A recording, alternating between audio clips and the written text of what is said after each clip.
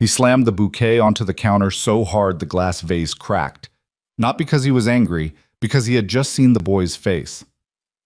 Damien Ravel, a man who had ordered buildings burned, rivals buried, and debts collected in ways that left no paperwork, stood completely still in a flower shop that smelled like rain and lilies, staring at a 7-year-old child who had just run through the back door holding a crayon drawing of a dog. And Damien's hands, the same hands that had never once trembled during any negotiation in his adult life, were shaking. The child looked up at him with dark eyes, Damien's eyes, blinked once, then turned and called toward the back of the shop. "Mom, there's a man out here. He broke your vase." If you were standing in Elena Voss's shoes at that moment, if the man who destroyed your 20s, who disappeared without a single word and left you crying in an empty apartment holding a positive pregnancy test, if that man walked into the small, quiet life you had spent a decade carefully rebuilding and then looked at your son the way someone looks at a mirror they weren't expecting, what would you do? What would any of us do? Before we go further, if you're watching this for the first time, hit that subscribe button right now and tap the like. Drop your city or country in the comments below. I want to see exactly how far this story has traveled. Now stay with me, because what happens next inside that flower shop will change everything for all three of them. The rain had been coming down since morning.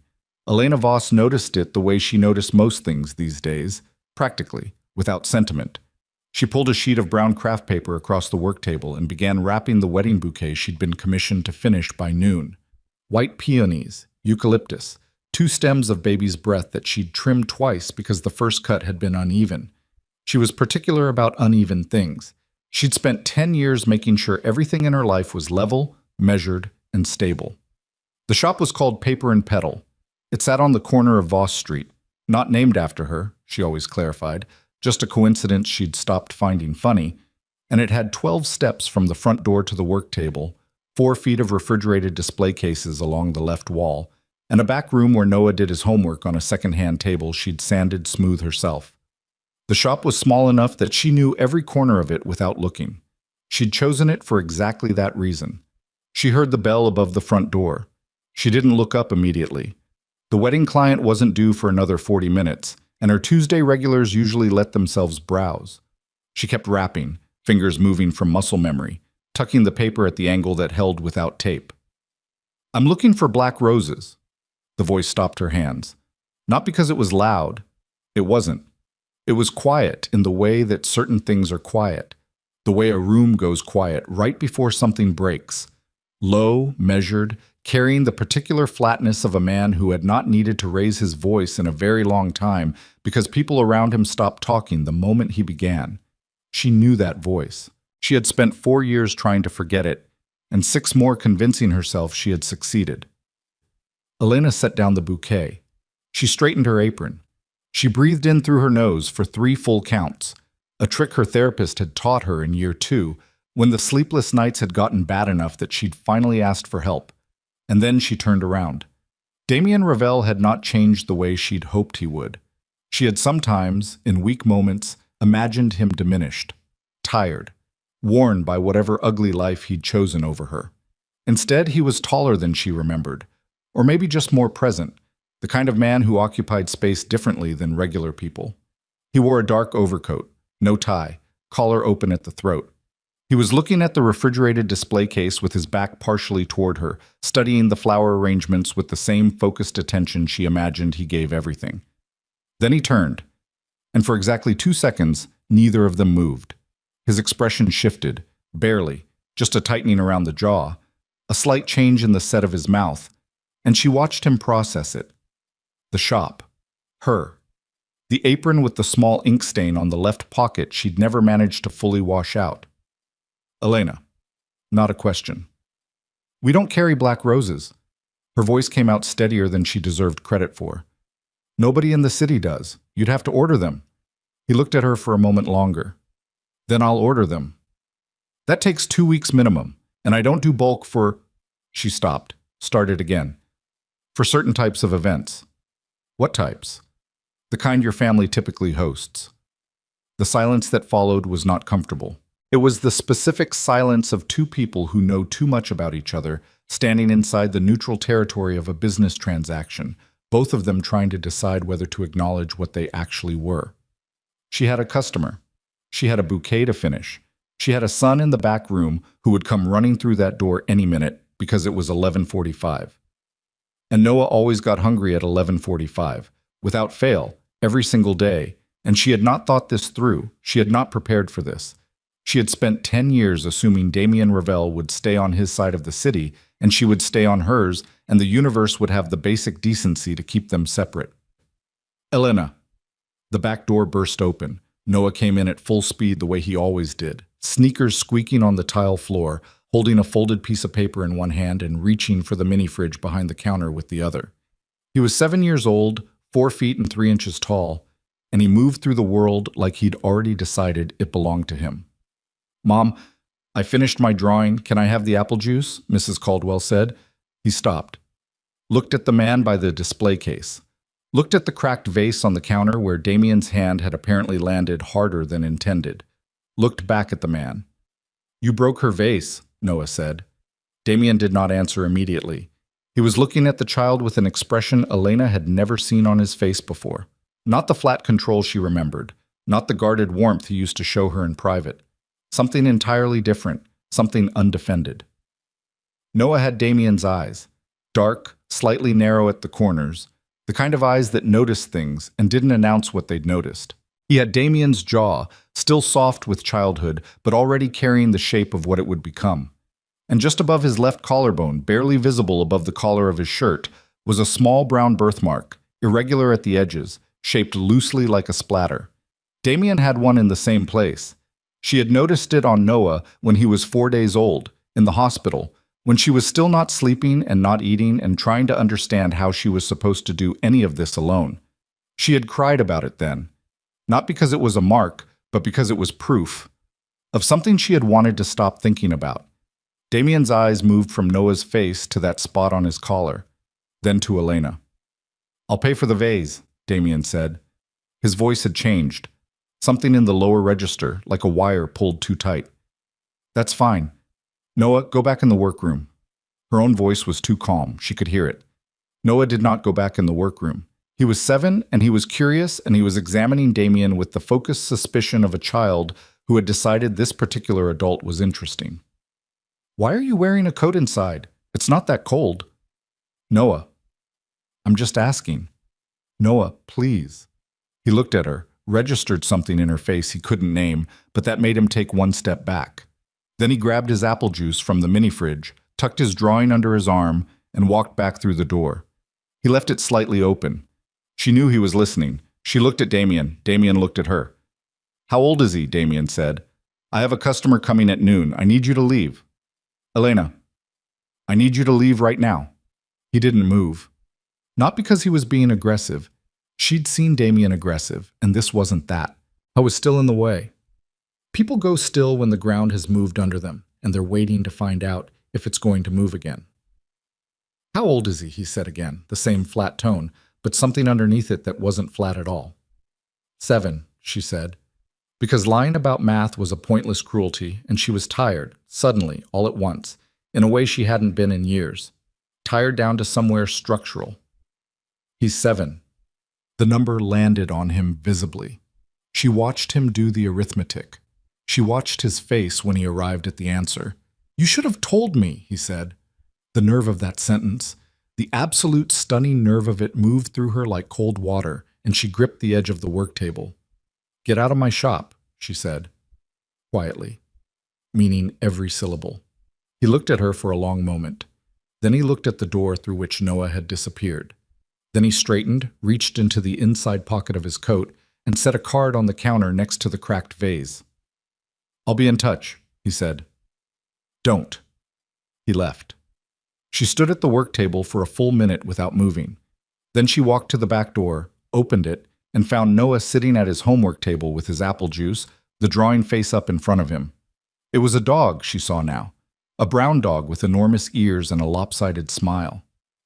"Mom," Noah said without looking up. "Who was that man?" She sat down across from him. Her knees needed somewhere to go. "Nobody important." Noah looked up then. He had her stubbornness, and she was increasingly unable to pretend otherwise, Damien's eyes. He did not look like he believed her. He had the same thing as me, he said, and touched the spot on his own collarbone. What do you mean? On his neck. The mark. The same shape. He paused. I saw it when he looked at the vase. Elena said nothing. Noah looked at her with those dark, careful eyes. Is he my dad? She should have had an answer for this. She had known, in the abstract, that this question would come someday. She'd rehearsed versions of it in the shower, in the car, lying awake at 2 in the morning with the sound of Noah's breathing through the baby monitor she'd kept running long after he'd outgrown it, just because the sound comforted her. She'd planned something measured and age-appropriate and honest without being destructive. Let's talk about it later, she said. Okay? Tonight, Noah studied her. He was a child who could smell evasion. She'd never quite figured out how she'd raise someone so much more perceptive than she'd intended. Okay, he said finally, in the tone of someone who was agreeing temporarily and reserving the right to return to the subject. He went back to his drawing. She went back to the bouquet. Her hands were not steady for the rest of the afternoon. Damien sat in the back of the car for 11 minutes without telling Marcus to drive anywhere. Marcus, who had been his driver, and the closest thing to a personal security detail he tolerated for 6 years, did not ask questions. He kept the engine running and looked at the middle distance and waited. The rain was heavier now, running in sheets across the window. Damien looked at his own hands. They had stopped shaking. He'd made them stop through the concentrated effort of will that he'd built into a reflex over years. He could not afford to be visibly shaken, ever, by anything. The kind of work he did required that the people around him believe he had no soft center. He had worked hard to make that convincing. He had, over time, begun to believe it himself. 7 years old. He closed his eyes. The boy's face was still there, the exact shade of his eyes, which his mother had always called wolf gray, and which Damien had always called dark, because he wasn't sentimental about his own appearance. The jaw. The way the kid held himself when he was deciding something. That particular stillness. Damien recognized it because he saw it every morning in the mirror. The mark. He pressed 2 fingers to the spot beneath his own collar. He'd had it since birth. His mother had called it his signature. When he was 13, one of his father's associates had told him it looked like a bullet wound already fading, which had delighted his father and made Damien quietly nauseated in a way he hadn't understood yet. He pulled out his phone, pulled up a contact, put the phone away without calling. What would he say? Where would he begin? He had walked into that shop because he needed black roses for the memorial, 5 years since his father's death, an annual ritual the family maintained for appearances, even though most of them were glad the old man was gone. And a florist 2 blocks from the Ravel building had told him Paper and Petal was the only shop in Bellarosa that could reliably source specialty varieties. He had not known who owned it. He had done no research. For once in his adult life, he had walked into a situation completely unprepared. The universe, or something like it, had apparently decided he needed to learn what that felt like. "Where to, Mr. Ravel?" Marcus said finally, with the quiet patience of a man who understood that his employer sometimes needed to think through things that he would not be sharing. "Home," Damien said. He looked out the window as they pulled away from the curb. He could see the flower shop in the side mirror, the small green awning above the door, the yellow light in the window that meant the back room was occupied. He watched it until the car turned the corner. He did not stop watching until it was fully gone. She told herself she wouldn't call her sister. She called her sister. Raina Voss picked up on the second ring, which meant she was at home, which was either very good or very bad, depending on what mood she was in. "What happened?" Raina said, skipping hello the way she always did because she and Elena had developed over 34 years of sisterhood, a kind of conversational shorthand that dispensed with preamble. "He came into the shop." Silence. "Raina, I heard you. I'm processing." A pause. Damien Ravel walked into Paper and Petal. "Yes. Today. This morning. At 11:45. And Noah was there. He came in right before. He saw them in the same room." Elena pressed her palm flat against the wall of the back room, the cool plaster steadying her. "He noticed the mark." "Oh, Elena." "He asked me if that man was his dad." Raina exhaled slowly. What did you say? I said we'd talk tonight.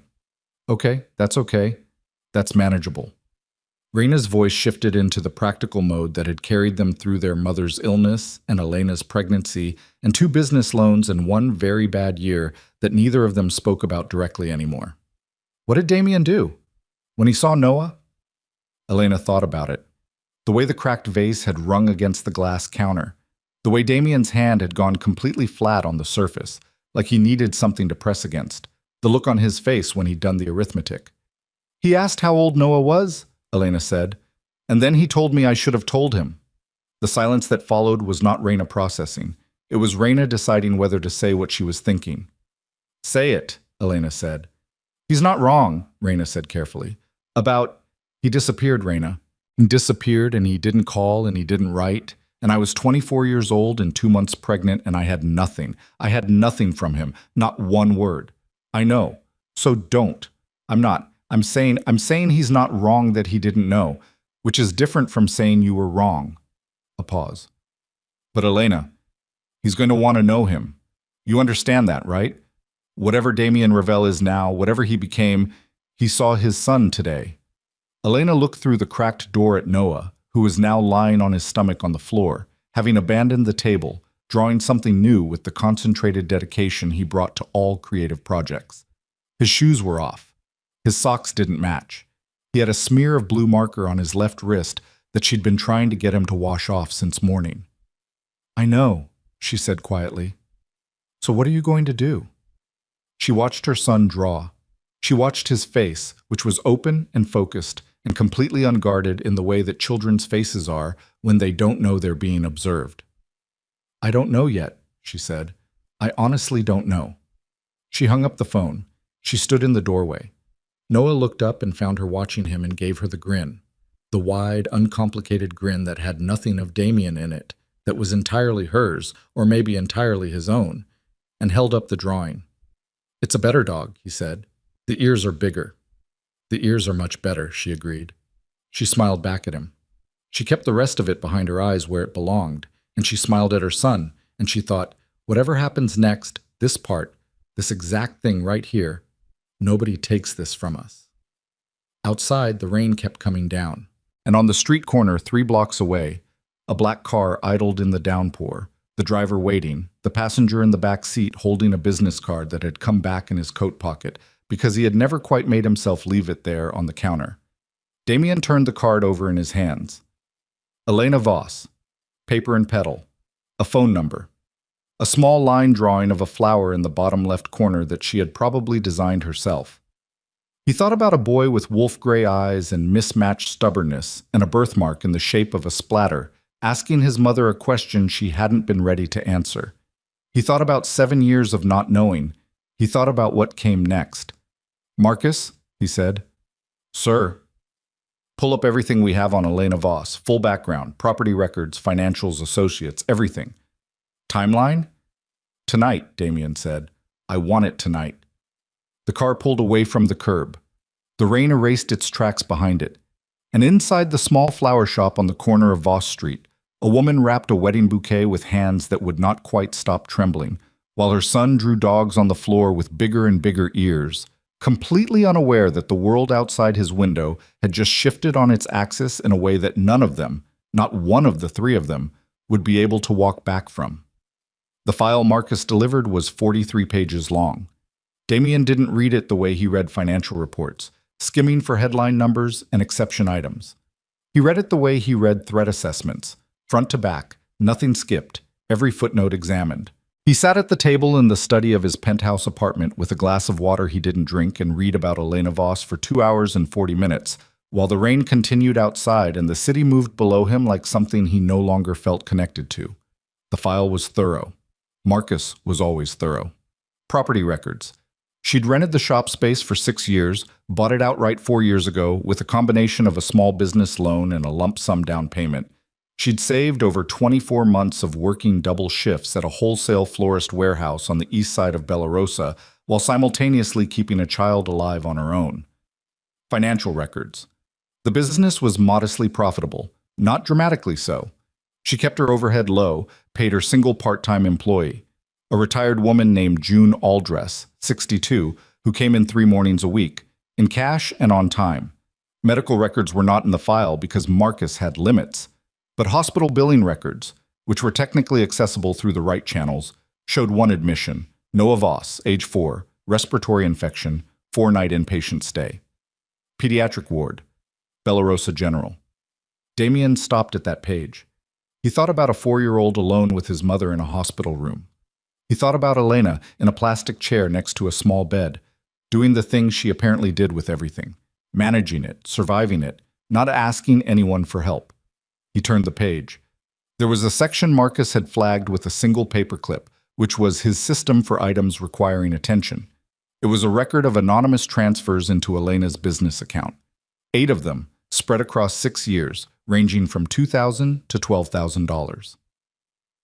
Irregular intervals, untraceable origin, or rather, the trail was designed to be untraceable, routed through 3 shell accounts before reaching her, but Marcus had pulled it apart anyway because Marcus was excellent at his job.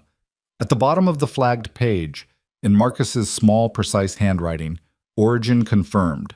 These come from us, sir. From the Ravel Holdings Subsidiary Fund, account ending 4471. Authorization signature on file is LR. Damien set the page down. He picked it back up. LR Lucian Ravel. His younger brother had been sending money to Elena Voss for 6 years. His younger brother, who as far as Damien had known, had no connection to Elena and had never been told about her. His younger brother, who had been managing the organization's secondary financial operations for the past 3 years under Damien's oversight, and who had never once mentioned her name. Damien sat with that for a long time. Outside, the rain changed character, lighter now, the heavy pour giving way to something steadier and more patient. He closed the file. He opened it again. He looked at the authorization signature. LR. There were 2 explanations. Either Lucian had independently discovered Elena's existence and decided, for reasons Damien could not yet construct, to send her money in secret. Or Lucian had known about Elena for significantly longer than Damien had realized, had known about Noah, and had been operating with that information in ways that Damien had not sanctioned and could not yet map. Neither explanation was comfortable. He picked up his phone. He put it back down. It was 2 in the morning, and calling Lucian at 2 in the morning with a question like this, with his current level of certainty, which was incomplete, was exactly the kind of move he'd spent 15 years learning not to make. You did not show your hand before you knew what the other player was holding. He went to bed. He did not sleep. At 5:15, he got up, made coffee, and stood at the window watching Bellarosa come back to life in the gray early light. And he thought about a 7-year-old boy who noticed things and didn't announce what he'd noticed. And he thought, that child has been in the same city as me for 7 years. 7 years. Elena decided to tell Noah the truth in the way she decided most hard things, abruptly, without enough preparation, because waiting for the right moment was a trap she'd fallen into too many times. She told him Tuesday night after dinner. Noah was washing his hands at the kitchen sink, humming something tuneless, and she sat down at the table and said, "Sit down for a second. I want to talk to you about something." He sat. He looked at her with those careful eyes. She told him that his father was a man she had loved a long time ago, before Noah was born, and that they had not been together when she found out she was pregnant, and that she had not been able to reach his father, and so she had raised Noah on her own. She told him his father's name was Damien. She did not tell him the last name yet. She told him the man in the shop was his father, and that she had not known he was going to come in, and that she was sorry Noah had found out that way. Noah listened. He had a habit, when processing information, of going very still and looking at a fixed point slightly to the left of the person speaking to him, as if the information was something spatial he needed to locate. When she finished, he said, "Why didn't you find him?" She had prepared for this question and found that preparation meant nothing when it was actually in front of her. "It was complicated," she said, "and I needed to keep you safe." Safe from what? From things that were part of his life that weren't safe for kids. Noah's jaw did a thing she recognized. It tightened, then released, which meant he was choosing not to argue yet. "Is he bad?" he said. She looked at her son. "He's complicated," she said finally. "Like most people." Noah thought about this. "Does he know about me now?" "Yes, because of yesterday." "Yes. Another silence. Is he going to come back? Elena breathed in through her nose. 3 counts. Probably. Noah looked at the place slightly to the left of her and was quiet for a long time. Then he looked directly at her. You could have told me, he said. I'm not a baby. It landed exactly where he intended it to. She didn't flinch, because he deserved her not flinching. You're right, she said. I'm sorry. He looked at her for a moment longer. Then he got up, pushed his chair in neatly. He was particular about chairs being pushed in. She had no idea where that had come from, and went to his room without saying anything else. She sat at the kitchen table alone with the quiet and thought, this is what the consequences of 10 years of decisions actually feel like. She sat there for a long time. Damien showed up at the shop on Thursday morning, 7 minutes before opening. Elena saw him through the glass when she was unlocking the front door. He was standing on the sidewalk with his hands in his coat pockets and no umbrella, though the morning was drizzling steadily, and he had the look of someone who had been there for a while and intended to stay. She opened the door. She did not step back to let him in. I told you not to come back, she said. I know. He didn't apologize. He also didn't move. I need 10 minutes. I have orders to prep before 9. Elena. The way he said her name had not changed. That was the thing she had not prepared for. Not his face, not his height, not even the way he moved. The way he said her name, like it meant something specific, like it was still a word with weight. She had built a lot of psychological infrastructure over 10 years, and she needed all of it right now. She stepped back. He came inside. She left the door open. She went to the work table and picked up a bundle of stems she'd been meaning to trim since yesterday, because she needed something in her hands. He stood on the customer side of the counter and looked at the shop the way he'd looked at the file, carefully, missing nothing. You bought this building, he said, 4 years ago. With the loan from Hartwell Lending. Her hand stopped on the stems.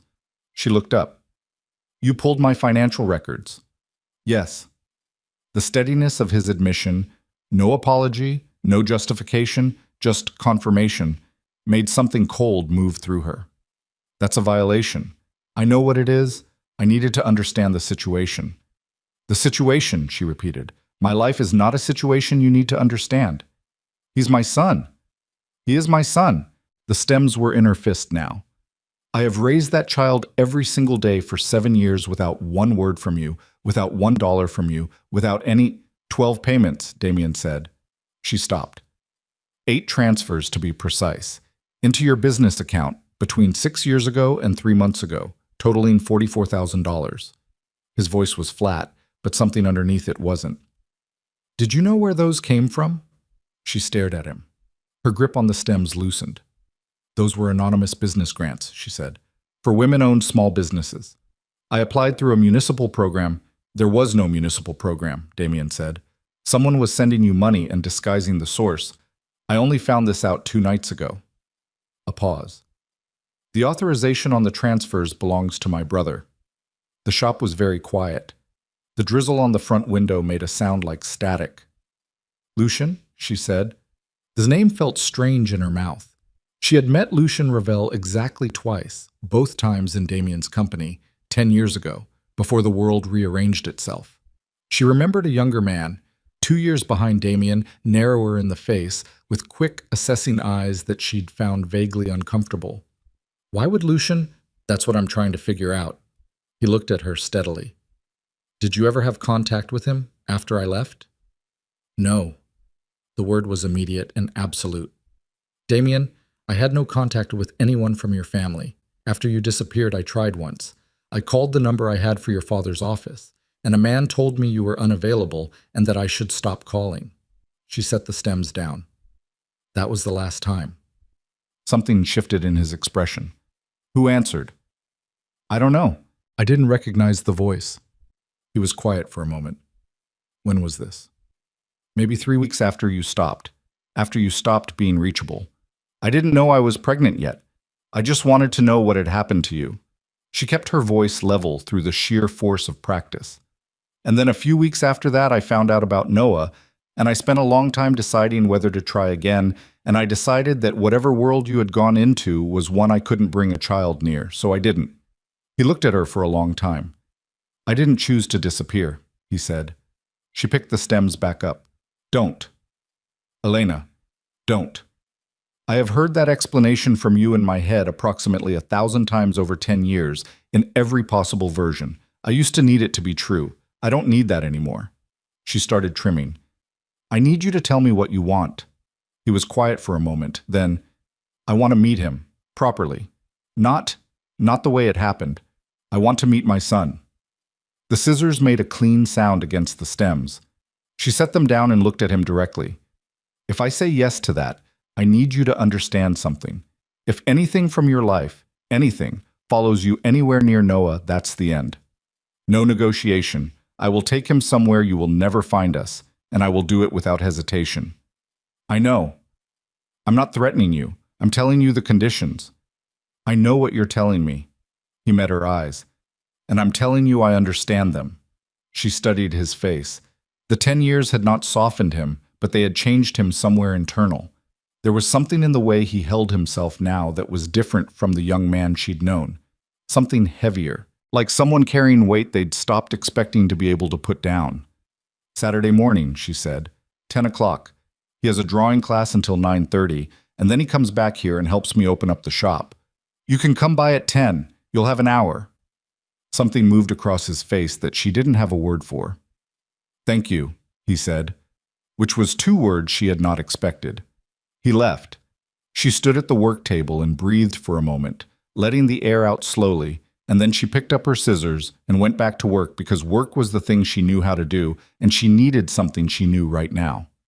Lucien Revel was in a meeting when Damien walked in. The meeting was with 3 men from the docks operation, and all 3 of them looked up when Damien opened the door, and all 3 of them read something in the way Damien was standing that made them independently decide they had somewhere else to be. They were out of the room in 40 seconds. Lucien watched them go with the controlled patience of a man who had learned patience as a professional discipline rather than a natural one. Brother, Lucien said, leaning back in his chair. He was 33, 2 years younger than Damien, with the same dark coloring but a different arrangement, lighter through the jaw, sharper at the eyes. He had a quality of watchfulness that people often mistook for intelligence, and he was intelligent, which made the mistake convenient. I didn't know you were coming by. Account ending 4471, Damien said. He pulled up a chair and sat down, which was deliberate. Sitting meant a conversation, standing meant a confrontation, and he wanted Lucien to read this as a conversation for as long as possible. Walk me through the last 6 years of outgoing transfers. Lucien's expression didn't change. It was a good face for this kind of moment. Open, mildly curious, giving nothing. That's the discretionary fund. I've used it for a dozen different purposes, Damien. You'd need to be more specific. 8 transfers, irregular intervals, 44,000 total. Recipient account belongs to a woman named Elena Voss. He paused. Walk me through those specifically. The pause before Lucien answered was exactly 1 beat too long.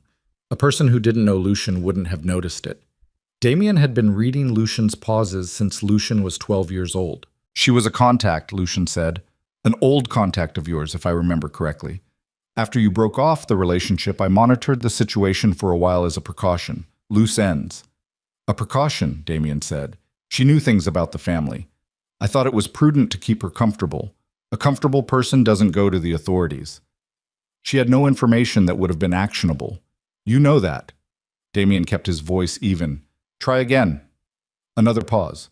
Shorter this time because Lucien had recalibrated. He understood now that the story wasn't working and he was switching to a different approach. She had a child, Lucien said. I found out about the boy approximately 6 years ago. I thought it was relevant to keep tabs on the situation. Why didn't you tell me? Because you had moved on, Damien. You weren't asking about her. I made a judgment call. A judgment call, Damien repeated. He looked at his brother for a long moment. That's an interesting phrase. When you say you kept tabs on the situation, what does that mean exactly? Surveillance, periodic, nothing invasive. So you've been watching a woman and a child for 6 years, sending them money to keep them comfortable, and none of this appeared in any report you gave me. I didn't think it was relevant to operational concerns. The fact that I have a son, Damien said, was not relevant. The room went quiet in a particular way. Lucien looked at him. Something behind his eyes shifted. an adjustment, a recalculation, the almost visible process of a man deciding which version of a story to commit to. "I wasn't certain the child was yours," he said. "You were certain enough to send $44,000. Damien, don't." He stood up, which now meant what it had originally meant. "I'm going to ask you one direct question, and I need a direct answer. Did you have any involvement in why I stopped being able to reach Elena 10 years ago? Any interference? Anything I should know about?" Lucian held his gaze. His expression was arranged into something that looked like a mild offense at the insinuation. "That's a hell of a thing to ask your brother." "Yes," Damien said. "It is. Answer it." "No," Lucian said. "I had no involvement in how things ended between you and Elena Voss 10 years ago. You were pulled into the organization, you had to make choices about your priorities, and the relationship ended. That's what happened." He spread his hands, a gesture of openness he'd practiced into naturalness. "I understand why you're upset. Finding out about the boy this way, that wasn't how it should have happened. But I made the calls I made with the information I had, and I stand by them." Damien looked at him for a moment longer. Then he picked up his coat from the chair back. "We'll talk again," he said. He walked out. Behind him, he heard Lucian exhale once, quietly, controlled, and then the sound of a phone being picked up. In the elevator, Damien pulled out his own phone. He sent Marcus a single message. Full audit on Lucian's communications for the past 10 years. Personal accounts, operational lines, everything. I want whatever there is.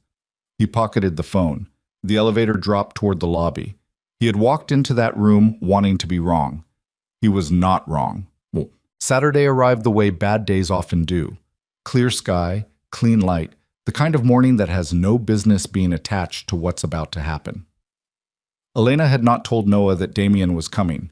She'd started to, twice, and both times had stopped because she didn't know how to attach the information to something stable.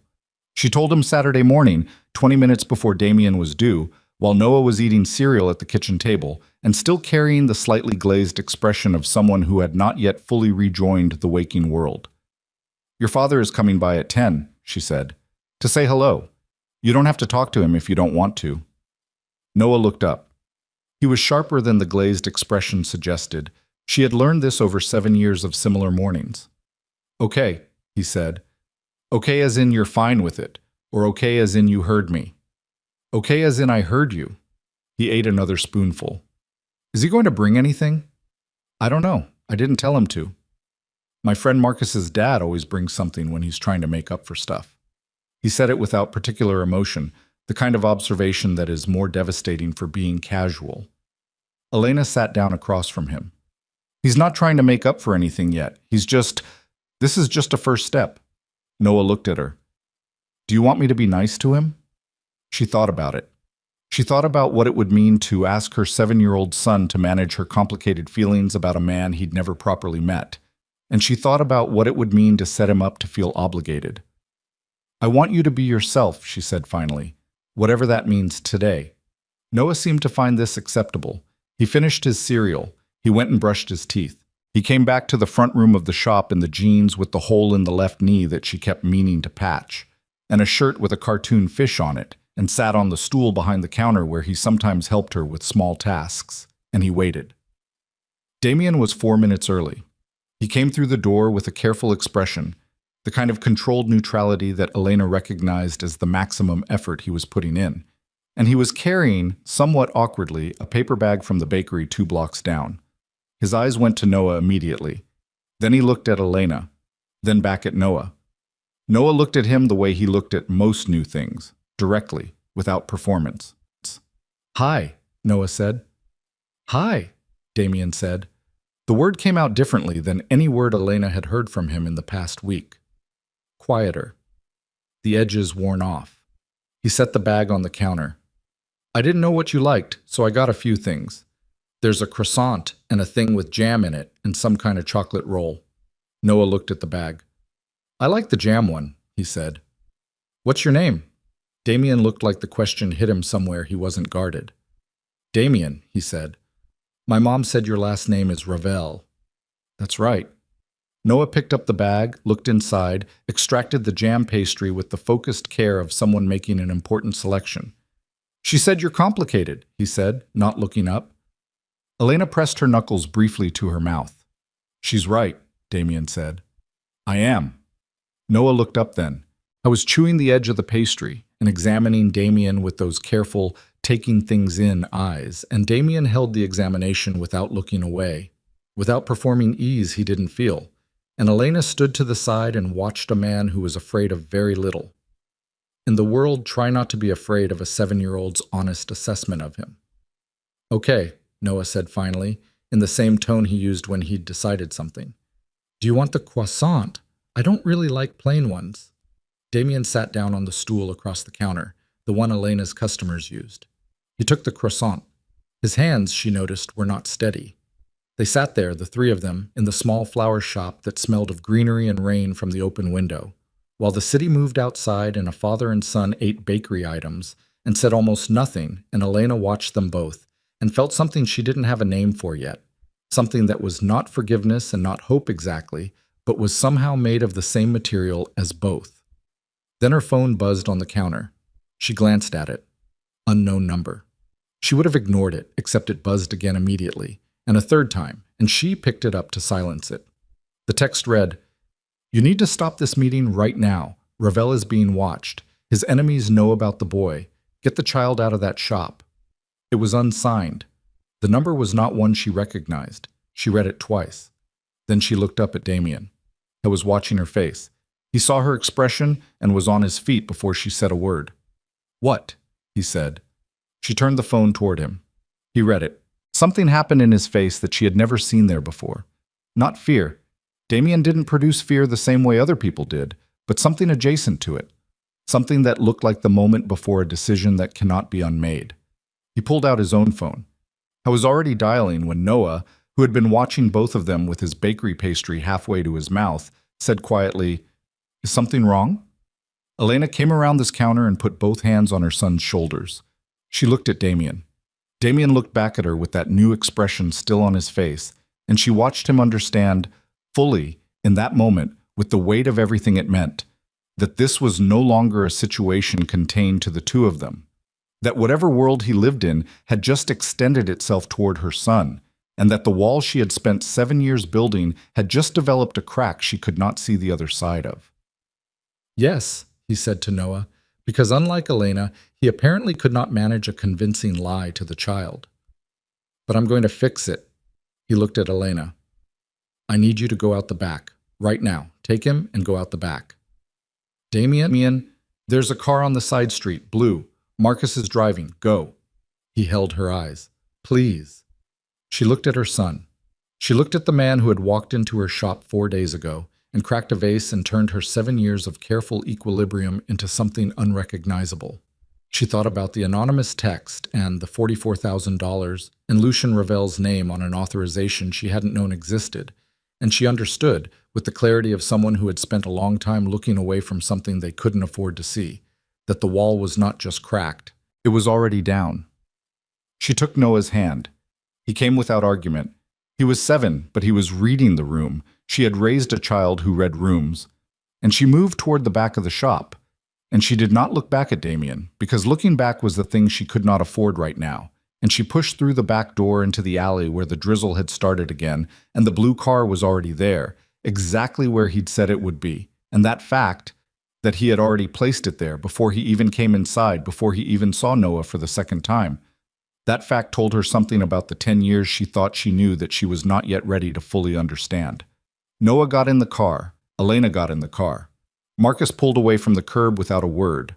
Behind them, through the rear window, Elena could see the back door of the shop still swinging on its hinges. And beyond it, somewhere inside, Damien Ravel was making a phone call to people she didn't know about a threat she hadn't seen coming, and for the first time in 7 years, Elena Voss understood that she was not, and had never been, standing outside the storm. She had been in it the entire time. The blue car had been moving for 6 minutes when Elena's phone rang. Unknown number again. Different from the text.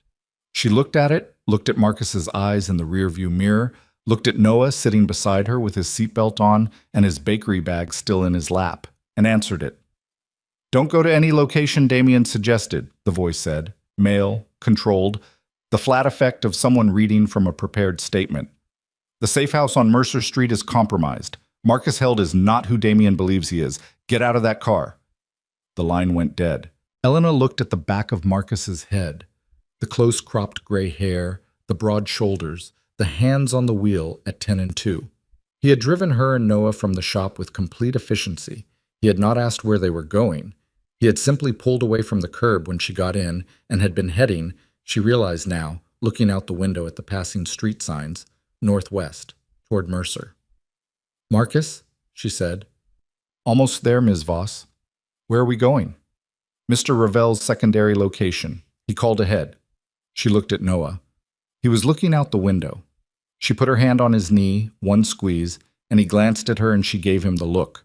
The specific look she used for situations where she needed him to follow her lead without explanation, which she had developed for use in doctors' offices and difficult social situations and had never imagined needing in a moving vehicle. He gave her the small nod. He was 7. He trusted her completely. That trust was the most terrifying thing she was carrying right now. "I need you to pull over," she said to Marcus. "Ms. Voss, Mr. Ravel specifically, I need you to pull over right now or I'm going to open this door while you're moving, and that is going to be a problem for everyone." The car slowed. She did not wait for a full stop. She had the door open and Noah out before Marcus could do more than say her name, and then she was on the sidewalk of an unfamiliar block with her son's hand in hers, and the car idling at the curb behind them, and she walked, not ran, running attracted attention, into the first open door she could find, which was a dry cleaner, and the woman behind the counter looked up and Elena said, "Is there a back exit?"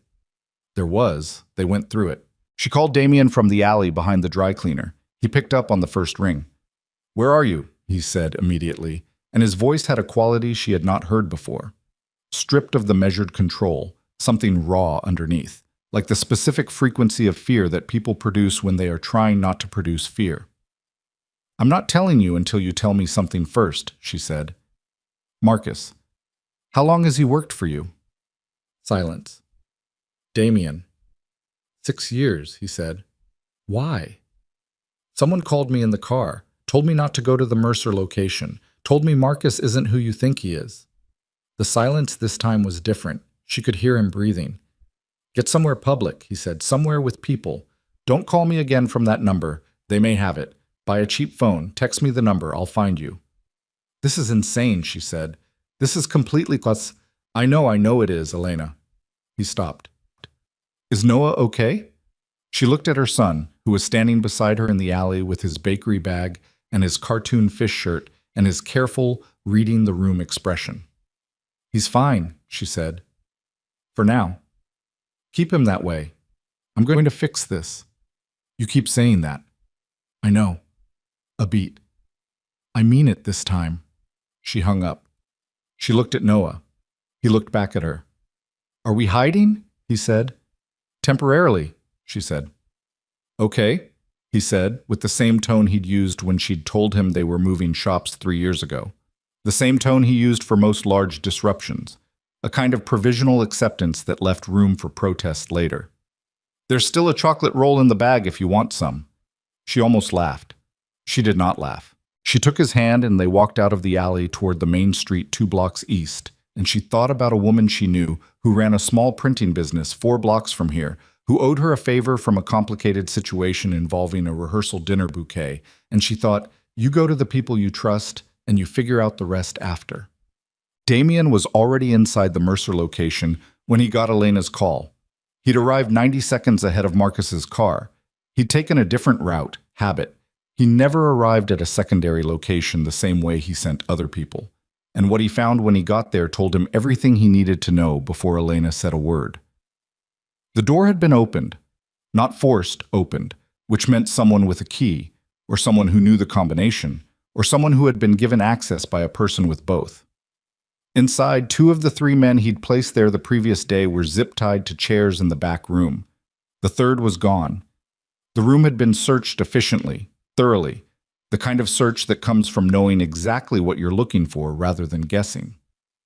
On the table in the center of the room, placed deliberately where it would be seen immediately upon entry, was a photograph. He picked it up. It was printed on plain paper, the kind of thing you could produce from any office printer in 20 minutes. The image was clear enough. Noah, in what looked like the yard behind the school building, in conversation with a man Damien did not recognize. The photograph had a timestamp in the lower right corner. 2 days ago. Wednesday. Under the photograph was a single line of text, also printed. "We've known about him longer than you have." Damien set the photograph down. He made himself stand still for a moment, because the alternative was to put his fist through the wall, which would not accomplish anything and would make his hand useless for the rest of the day. "We've known about him longer than you have." He called Elena. He heard what she said about Marcus. He told her to get somewhere public and buy a phone and hung up, and then stood in the compromised safe house with 2 of his men zip-tied to chairs and looked at a photograph of his son standing next to a stranger and understood that the situation had moved significantly past what he'd been tracking. He cut the zip ties on his 2 men. He asked them what had happened. They told him 4 people, professional, had come through 40 minutes before Damien arrived. They had known the location, the staffing, the entry code. They had not been violent beyond what was necessary to secure the room. They had taken the 3rd man, Petrov, 7 years on Damien's payroll, and left the photograph. Petrov, 7 years. Marcus, 6 years. Damien thought about the people he had trusted for the longest and felt something very cold settle into the center of his chest. He called the number for his operational security head and got no answer. He called 2 other people and got no answer from either. He stood in the empty room and looked at the photograph of Noah standing in a schoolyard and thought about how long it takes to place someone inside a 7-year-old's daily routine without the mother noticing. He thought about the text Elena had received in the shop, the one warning her to leave, which he had assumed was a friend, an ally, a leak from within his own organization running in his direction for once. He now considered the alternative, that the text had not been sent to protect Noah, but to move Elena out of the shop and into Marcus's car, to separate the child from the only adult whose instincts he would not have been able to predict, which meant someone had planned for Elena's reaction, had banked on her trusting the warning because it came from an unknown source, had understood her well enough to use her own caution as a tool. He picked up the photograph again. He looked at the man standing next to Noah. He committed the face to memory with the thoroughness of someone who understood that forgetting a face in this kind of situation was a luxury he could not afford. Then he called a number he had not called in 4 years, a man named Oren Vask, who operated outside the formal structure of the Ravel organization and whose particular skill set had always made Damien uncomfortable enough to keep him at arm's length. He was past arm's length now.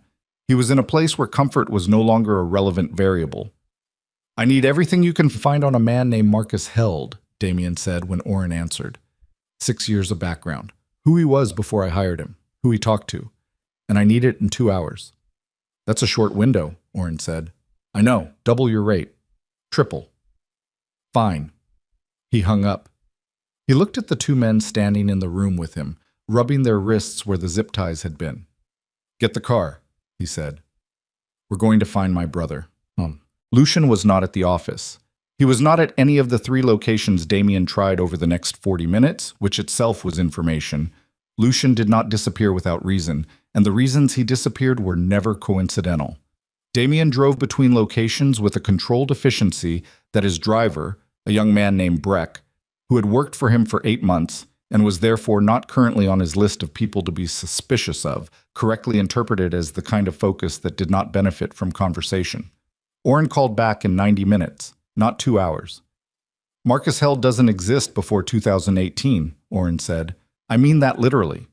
There is no paper trail for him prior to the date he applied for the position with your organization. The background check you ran on him was clean because the background check was manufactured. Somebody built him a history going back 8 years that holds up to standard screening but falls apart under the kind of pressure I just applied." A pause. "He was placed, Damien. Somebody put him inside your operation specifically." "By who?" "That's the part I'm still pulling on. But there's a name on the documents that built his identity. Not prominent, not something you'd see on a first pass. A notary signature on one of the residency records. The notary's license belongs to a firm called Castellan Administrative Services." Another pause, this one deliberate. "Castellan is a subsidiary. It routes back through 2 holding companies to Ravel Holdings." The car moved through traffic. Damien watched the city outside the window. "Which division?" he said. "Secondary Financial Operations," Oren said. "The division currently managed by, Lucian," Damien said. "Yes."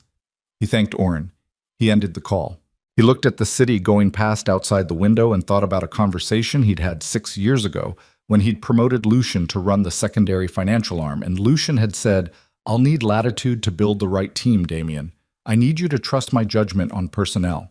And Damien, who had trusted his brother with the automatic faith of someone who had grown up in the same house and fought through the same difficult years and assumed that survival created loyalty, Damien had said yes. He had given Lucian the keys to a door he didn't fully understand and trusted that the person holding them would use them correctly. He thought about the $44,000 sent to Elena over 6 years. He thought about Lucian saying, "I was not certain the child was yours," which was a lie. A man who was not certain did not authorize $44,000 of quiet payments, did not build surveillance infrastructure, did not place a manufactured person in the driver's seat of his brother's trusted staff. He thought about 10 years ago, about the specific, precise moment when his father's men had come to him and told him Elena had sent word that she wanted no further contact, that she had made her decision, that she was moving on. He had believed it because he had been 25 and he had just lost 2 people close to him in the span of a month, and the organization was in crisis, and the idea that Elena had chosen to walk away was devastating but comprehensible, more comprehensible, in the specific fog of that period than the alternative, that someone had manufactured the message, that it had not come from her at all. He thought about Elena in the shop saying, "I called once. A man told me you were unavailable and that I should stop calling. I didn't recognize the voice." He thought about Lucian at 21, lean and quick-eyed and already very good at being underestimated. He thought, how long? How long had Lucian been building towards something? How long had Damien been the obstacle in the architecture? "Pull over," he said to Breck. Breck pulled over. Damien got out and stood on the sidewalk for a moment in the afternoon air, which was cool and smelled like rain and exhaust, and he pressed the heels of his hands against his eyes and let himself have exactly 30 seconds of the full weight of what he was understanding. 30 seconds. He had learned this from his father, which was one of the few useful things his father had taught him. Allow yourself the feeling, because suppressing it entirely makes you sloppy, but put a wall around it. 30 seconds, then function.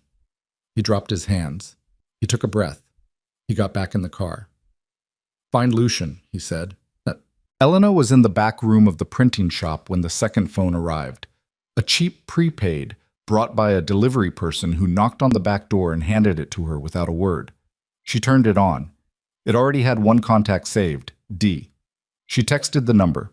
Within 30 seconds, Damien called. "Are you safe?" he said. "For now. Noah's with me. He's fine. He's drawing on the back of some paper your friend left." She kept her voice low. "Damien, I need you to tell me what's happening, all of it, right now," he told her. Not everything. She could hear the compression in his voice, the decisions being made about what she needed to know versus what would frighten her beyond usefulness. But enough. Lucian. Marcus. The photograph of Noah in the schoolyard.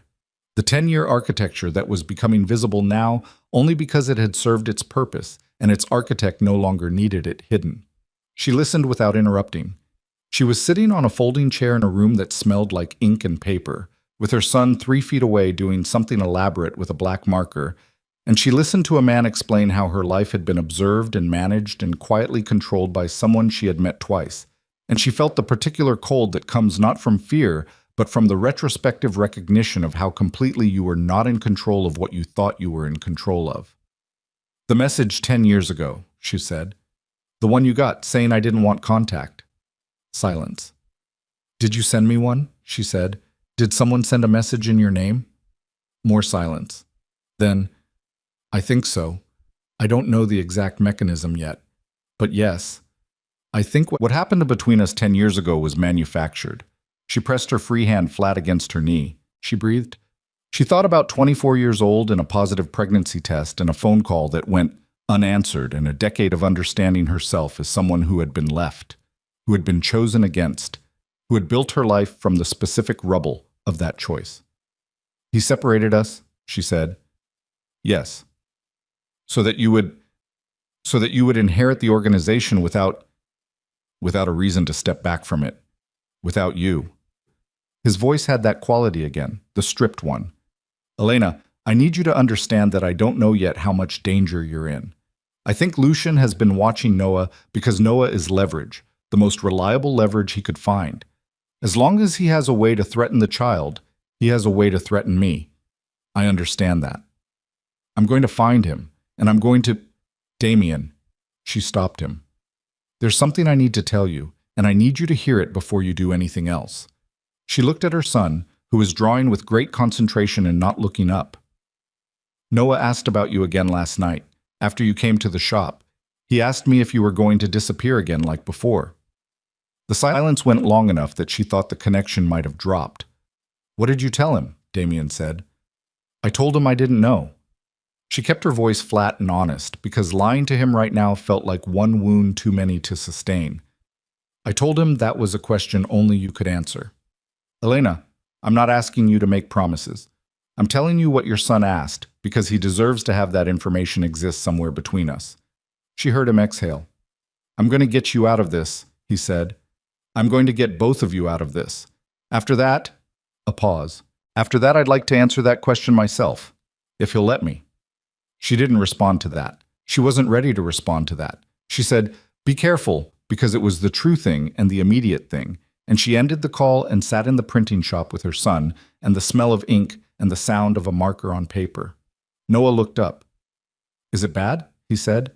She looked at him, at his face, which was so much itself, so entirely and stubbornly Noah, and which carried in its angles and its watchfulness all the evidence of a history she had not been given the chance to share with the man who was the other half of it. It's complicated, she said. He nodded. He went back to drawing. A moment later he held it up, a man and a boy, stick figures, standing in front of a rectangle that might have been a shop or a building, both of them holding something that might have been flowers. She looked at it for a long time. It's not finished, Noah said. I'm going to add the mom. She nodded.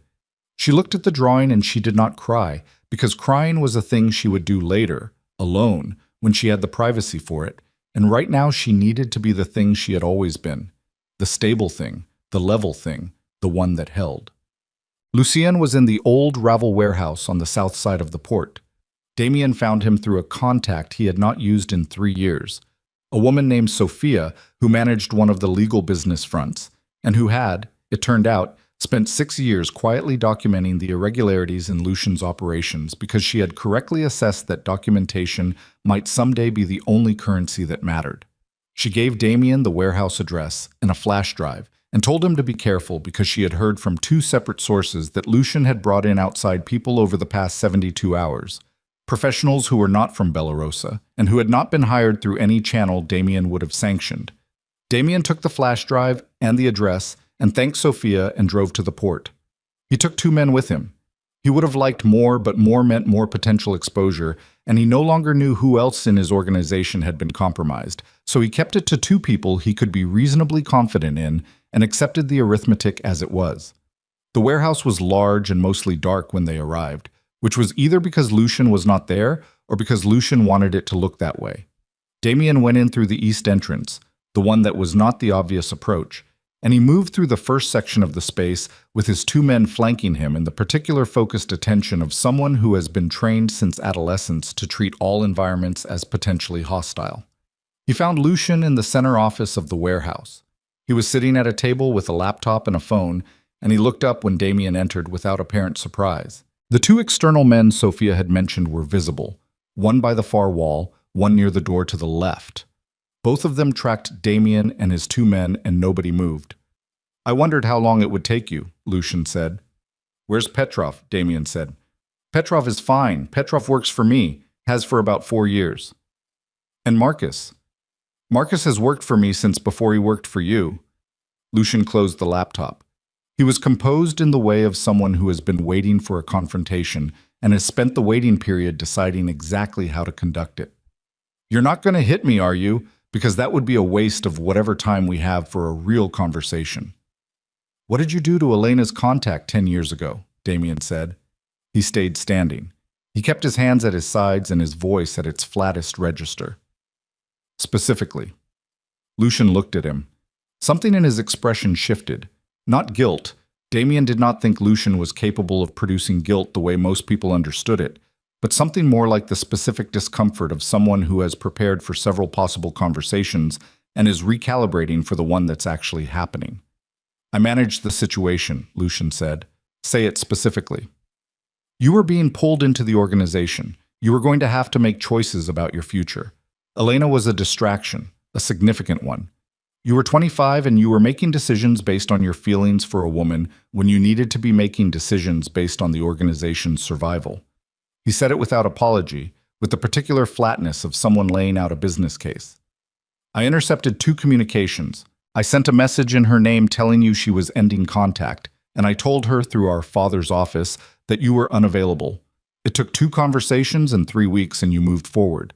The organization stabilized. It was the correct call. The room was very quiet. The correct call, Damien said. You would have left, Lucian said. You were already starting to think about it. If you'd known she was pregnant, you would have walked away from everything our father had built, everything we'd fought for. You would have made a choice based on sentiment that would have destroyed the family's position in this city. I prevented that. You took my son from me, Damien said. I preserved the structure that protected all of us. For 7 years, you let me live 7 years not knowing, and you built something worth inheriting. Lucian's voice didn't rise. He made everything sound reasonable. That had always been his most dangerous quality. Damien, I am not your enemy. What I did 10 years ago was necessary, and what I'm doing now is equally necessary. You are not the same person you were. You have found Elena again. You have found the boy, and now you are making the same mistake you almost made a decade ago, letting sentiment override the organization's interests. Tell me what you want, Damien said. Step back from the leadership, Lucian said simply. Let me formalize what has been informally true for the past 3 years. I have been running the majority of operations while you have been the public face. Give me the title and the authority to match. Take Elena, take the child, build whatever life you want outside the organization. I have no interest in harming them. They become irrelevant the moment you step back. Damien looked at his brother across the table. He looked at the man who had dismantled a relationship and hidden a son and built a 7-year architecture of quiet control, and was now presenting it as a reasonable business proposal. He thought about the flash drive in his coat pocket with Sophia's documentation. He thought about Elena in the printing shop. He thought about Noah's stick figure drawing with the man and the boy holding flowers. No, he said. Lucian's composure stayed intact, but something behind his eyes went flat and cold in a way Damien recognized from their father. The look of someone shifting from negotiation to execution. Then we have a problem, Lucian said. We do, Damien said. But it's not the problem you think it is. He pulled out his phone. He turned the screen toward Lucian.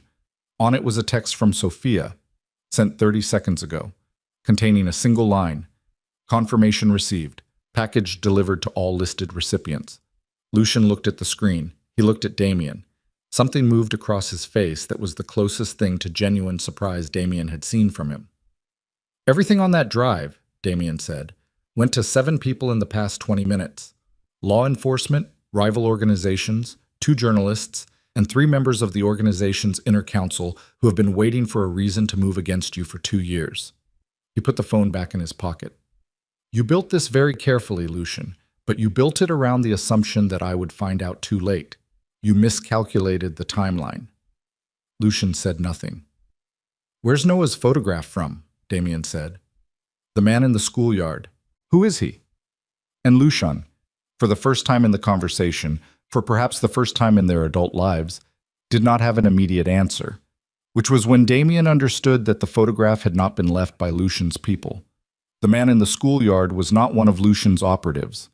There was a third player, someone who had known about Noah even longer than Lucian, someone who had watched Lucian watching Elena, who had waited until Damien re-entered the picture to make their own move, and who had timed the warning text and the compromised safe house and the photograph not to help Damien, but to create maximum chaos between 2 brothers who were already in each other's crosshairs. Damien looked at Lucian. Lucian was looking at the phone, thinking. His composure had fractured in the specific way of someone who has realized their plan has been infiltrated by a variable they did not account for. "You don't know who he is either," Damien said. "No," Lucian said, and for the first time his voice carried something that sounded distantly like the beginning of fear. Outside the warehouse, a phone rang somewhere in the dark, then another. Then the sound of multiple vehicles arriving at the perimeter simultaneously, from directions that suggested coordination, and one of Lucian's outside men said something sharp and moved toward the door, and Damien looked at his brother across the table and understood that the situation they were both in had just become significantly larger than either of them had been managing. "We need to talk," Lucian said. "We do," Damien said, "and after that, I need to get to my son." The vehicles outside the warehouse were not police. Damien knew this within 30 seconds of the perimeter alarm. 3 of Lucian's men moved to the loading bay doors and came back reporting black SUVs, no plates, no markings, no loudspeaker commands. Police announced themselves. These vehicles simply stopped and waited, engines running, lights off, arranged in a pattern that covered all 4 exits with the geometrical precision of people who had studied the building's layout in advance. "How many?" Damien said to the man who'd come back from the loading bay. 6 vehicles. Could be 4 per car, 24 minimum." He looked at Lucian.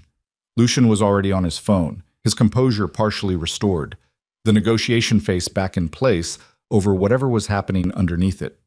He was calling someone and getting no answer, and cycling through contacts with the focused urgency of a man who is realizing his support structure has been compromised from a direction he didn't protect. "You're outside people," Damien said. "How many did you bring in?" 8, Lucian said, "but I can't reach the 4 on the east perimeter." 4 men gone silent in the past 5 minutes, which meant the vehicles outside had arrived with advance units already in place, which meant the preparation for this had begun significantly before the past 24 hours, which meant whoever had sent the photograph of Noah in the schoolyard had been moving toward this convergence for long enough that 6 vehicles and 24 professionals and a pre-placed 4-man perimeter team was not improvisation. This was an operation, timed and structured and executed against both of them simultaneously. "Who knew about this location?" Damien said. Lucian put the phone down. "My core people. 4 names. And how many of those 4 have been dark in the past hour?" Lucian's jaw moved. 3. Damien's phone buzzed. Unknown number. The 3rd unknown number in 2 days. He answered it.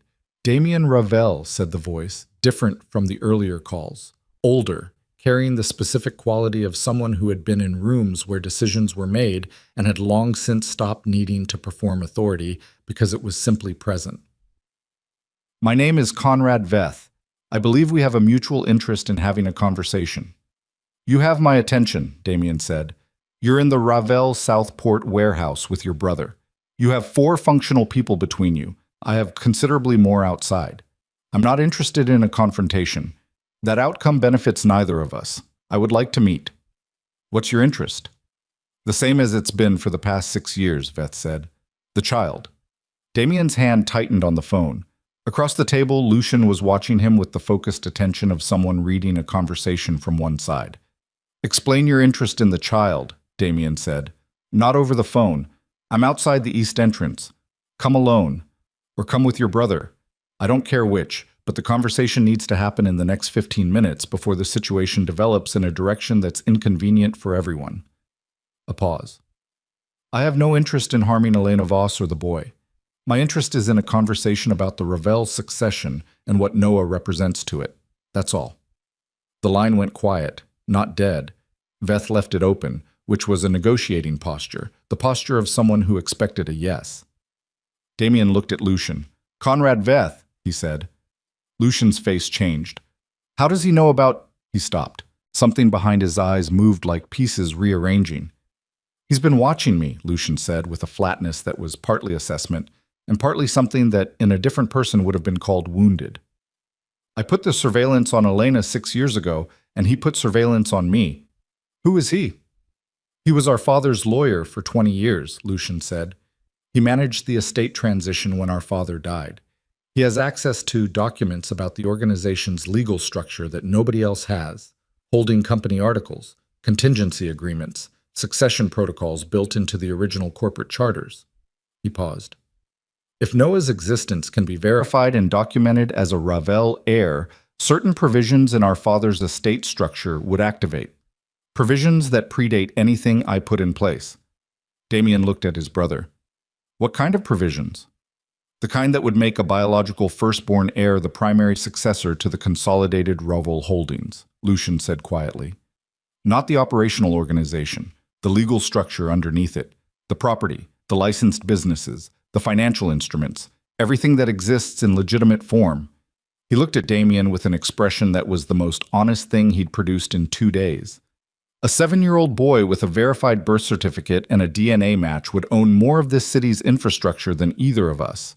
Veth would be the administrator. He would control the heir until majority. The warehouse was very quiet. He's not after the organization, Damien said. He's after the legal estate. Which is worth considerably more, Lucian said, than the organization ever was. Damien put the phone back to his ear. 5 minutes, he told Veth. East entrance. He hung up. He looked at his 2 men. Stay here. He looked at Lucian. Come with me or don't. Your choice. Lucian came. What? Conrad Veth was 71 years old and looked like a man who had spent decades being underestimated because he resembled someone's grandfather. Compact, silver-haired, with the mild expression of someone who spent his days reviewing documents in a quiet office.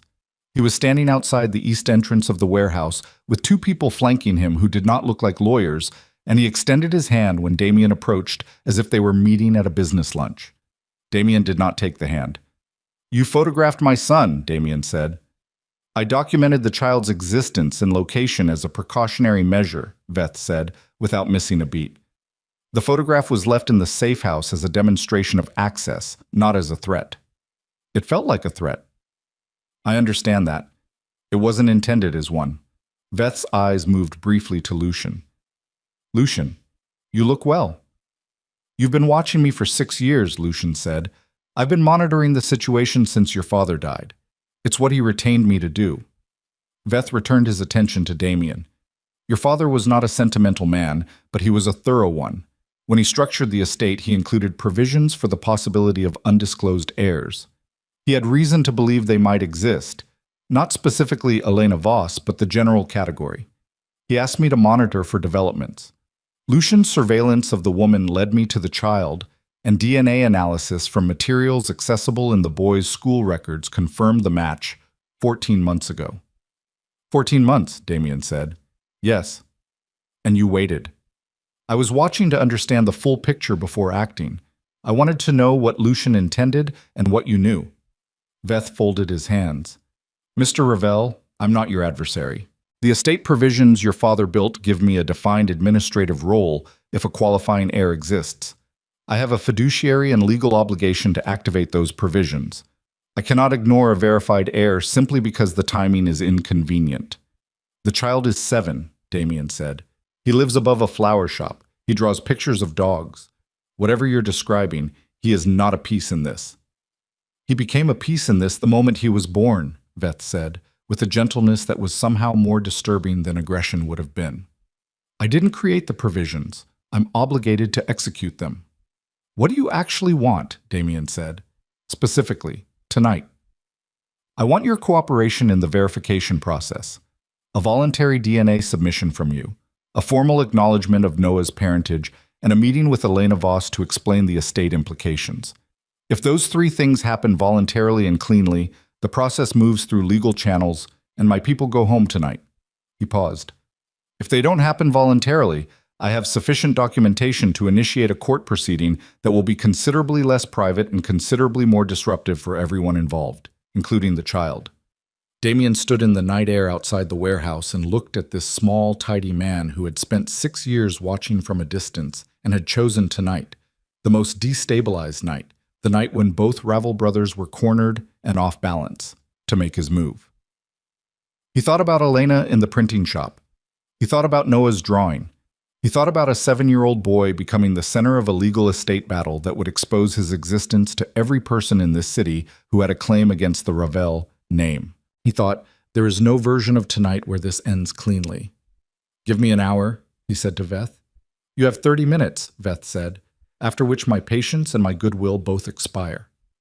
Damien turned and walked back toward the warehouse. Lucian fell into step beside him. "You're going to cooperate with him," Lucian said. "I'm going to get Elena and Noah out of this city before that man can get a court order," Damien said. "And then I'm going to deal with the estate question through my own lawyers at a time and pace of my choosing. He'll move the moment you—" "Lucian." He stopped walking. He turned and faced his brother in the dark between the warehouse wall and the line of silent vehicles. "I need something from you, one thing. After that, we're done. You and I can address what you did 10 years ago and everything since at whatever point you're ready to have that conversation. But right now, I need one thing." Lucian looked at him, the careful, assessing look. "What?" "Noah's school records, the ones Veth pulled DNA from. I need to know every location those records went through in the past 14 months. Every person who accessed them. Because if Veth's people had access, other people may have had access too. And I need to know how many people know that child exists before I can plan anything." Lucian was quiet for a moment. Then, "I can have it in 20 minutes. 15, Damien said. He pulled out the prepaid phone. He'd taken it from Elena before getting in the car, promised her he'd return it, hadn't yet. He typed a message to her contact in the printing shop. "Moving you now. Pack nothing. Go to the front of the building in 10 minutes. He sent it. He went back inside the warehouse and started making calls. Elena read the text twice. She looked at Noah, who had fallen asleep on a stack of paper-filled pallets with his coat folded under his head, and she thought about waking him and thought about the 14 hours he'd been in an elevated state of managed anxiety and thought about what it cost a 7-year-old to be that contained for that long. She woke him gently. He came awake the way he always did. Immediately, fully, eyes open and present before she'd finished saying his name. "We're moving," she said quietly. "Okay." He sat up, found his bakery bag, empty now, but he'd been carrying it all day, and she didn't ask, some things you just let children hold on to, put on his shoes, stood up. "Where are we going?" "Somewhere safer." He looked at her. "Is my dad coming?" She picked up her phone and her keys and her coat and nothing else because there was nothing else to pick up. She had come here with nothing, and that was what she had. "I think so," she said. He nodded. He took her hand. They went to the front of the building. Damien was there in 8 minutes, not 10, which was either because the situation was more urgent than the text implied, or because he had pushed harder to get here than he'd planned. He came in a different car, not Marcus's, a gray sedan she didn't recognize with a driver who was not Breck. And he got out when he saw them and walked to them with a focused speed that was not quite running, but was the next closest thing. He looked at Noah first, then at Elena. "Are you hurt?" he said. "No," Elena said. "We're fine." He exhaled once, a short, controlled sound. He looked at Noah again. Noah was looking back at him with the careful eyes and the bakery bag and the shoe that had come slightly unlaced in the shuffle from the back room. "Your shoe's undone," Damien said. Noah looked down. "I know. I can't reach it right now." He held up Elena's hand, which was occupied. Damien crouched down on the sidewalk in front of his son and retied the shoe. His hands were not entirely steady. She could see it from where she stood, the slight imprecision. But he did it. He did it carefully, double-knotted, because she had shown Noah double-knotting 2 years ago, and apparently it was visible in how the lace was set. He stood back up. Noah looked at the shoe. "Thanks," he said. "Come on," Damien said, and put his hand on the car door. "Both of you." They drove north. Elena sat in the back with Noah, who was awake but quiet, looking out the window at the city moving past. Damien sat in the front and spent most of the drive on his phone, speaking in short sentences to people she couldn't identify, arranging things she could only partially track. She caught enough to understand that Lucian had provided the school records information and that the number of people who had accessed Noah's file was larger than Damien had hoped. 5 individuals beyond Veth's operation, none of them immediately identifiable, which was a problem that could not be resolved tonight and would have to be managed from a position of movement rather than stillness. After 40 minutes, the car stopped at a building she didn't recognize. Residential, older, a neighborhood she knew only by its general location in the north part of the city. The kind of area where buildings were solid and unremarkable, and people did not ask questions about their neighbors. "Whose place is this?" she said. Mine, Damien said, not registered to me, not connected to any Ravel entity. I bought it 7 years ago under a different name for exactly this kind of situation. He looked at her. Nobody knows about it. Not Lucian, not Marcus, not anyone in the organization. She looked at the building. She thought about a man who had spent 7 years maintaining a secret refuge that nobody knew about, against the day he might need one. She thought about the anonymous transfers, the hospital bill, the strangers who had stopped threats before they reached her that she had not known were threats. She thought about the specific, exhausting, apparently relentless way Damien Ravel had spent a decade protecting a family he didn't know he had. How long have you been doing this, she said, watching out for us? Since I found out Noah existed, he said. The file Marcus pulled that first night, I had started gathering that information the day after I came into the shop. But some of it I already had. Some of it I'd been gathering for years because I always... He stopped, started again. I never fully believed you'd walked away. I never stopped watching for you, not the way Lucian did, differently. I just needed to know you were okay. She looked at him. Outside the car, Noah had his nose to the window looking at the building with the evaluating expression he used on new environments. We can fight about all of that later, she said finally. Right now I need to get him inside and horizontal. Third floor, Damien said. The room on the right has a bed. There's food in the kitchen, nothing impressive, but enough. They went upstairs.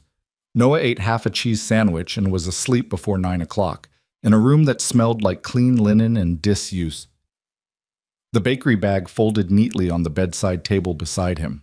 Helena pulled the blanket up and stood over her son for a moment in the dark room and let herself feel, for the first time in 12 hours, the full accumulated weight of the day. Then she went back to the main room where Damien was standing at the window looking at the street below. Tell me the rest of it, she said. He told her about Veth, the estate provisions, the 14 months of verified knowledge about Noah, the 5 unknown individuals who had accessed the school records and whose identities were still outstanding. He told her with the directness and the completeness she had found herself demanding of him, that he was not editing it for comfort, and that she had decided she needed all of it regardless of how it felt to receive it. When he finished, she sat down on the couch and looked at her hands for a moment. So my son is an heir to a criminal estate, she said. The legal estate. The legitimate holdings. Damien, I know what you're saying. What are you going to do about Veth? Fight it. Legally. Through counsel, who are not connected to the Ravel organization. The provisions your father built into the estate were designed for a different kind of heir. An adult. Someone who could participate in the succession. Applying them to a minor is a different legal question, and I have people who can contest the mechanism. He paused. But it takes time. And while it's contested, Noah's existence is in the legal record.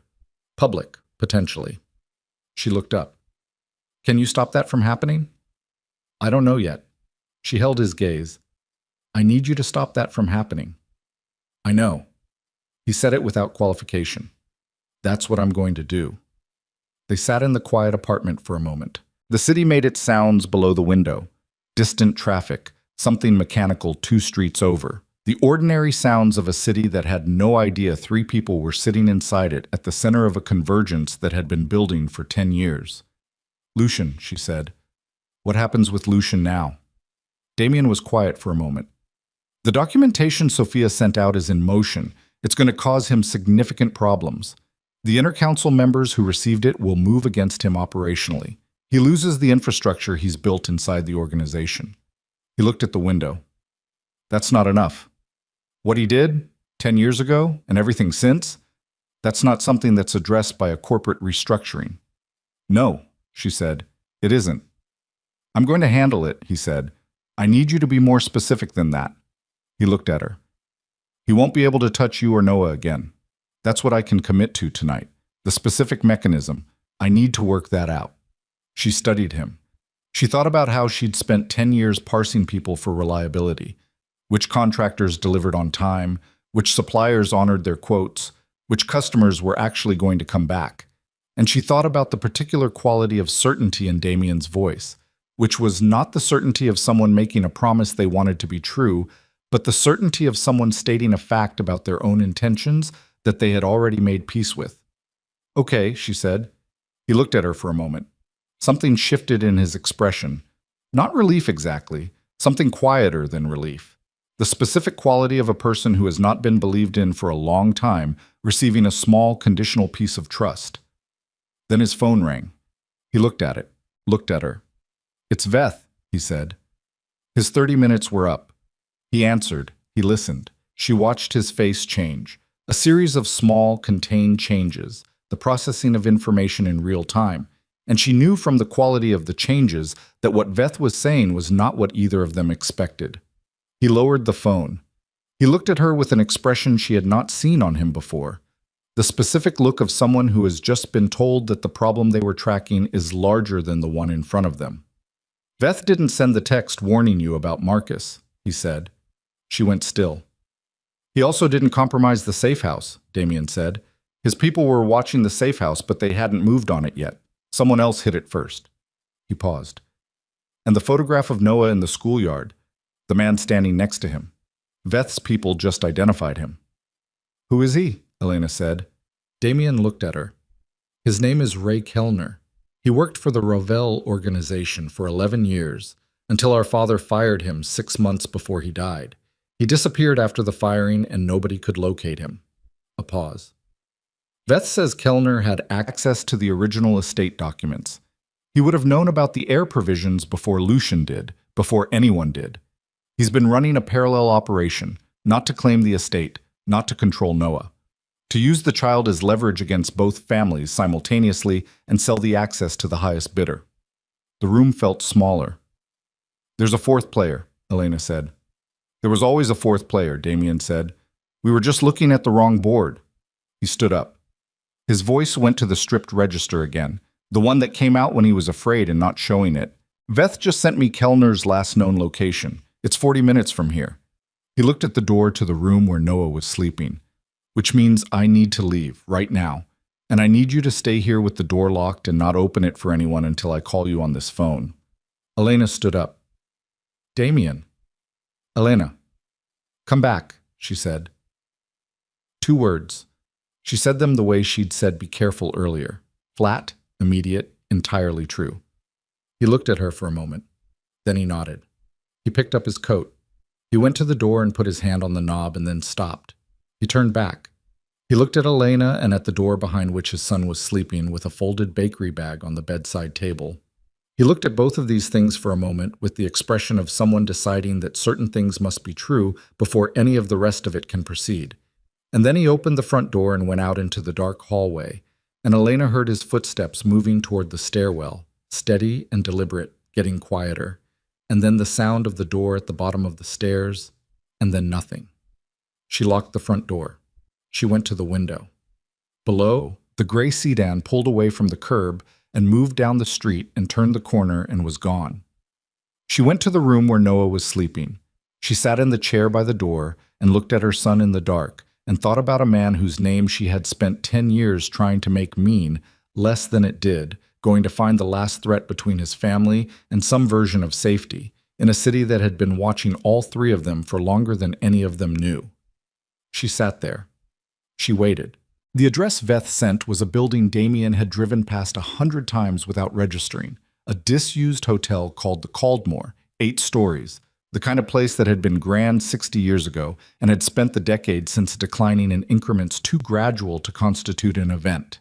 It sat on the western edge of Belarosa's old commercial district, sandwiched between a parking structure and a textile warehouse, its stone facade stained with years of rain and exhaust, its ground floor windows papered from inside. Damien arrived with Breck and 2 men from a contact list he had spent the drive north working through. People outside the formal Rovell structure, people Lucian had never had reason to build toward, people whose loyalty was owed to Damien personally rather than to the organization.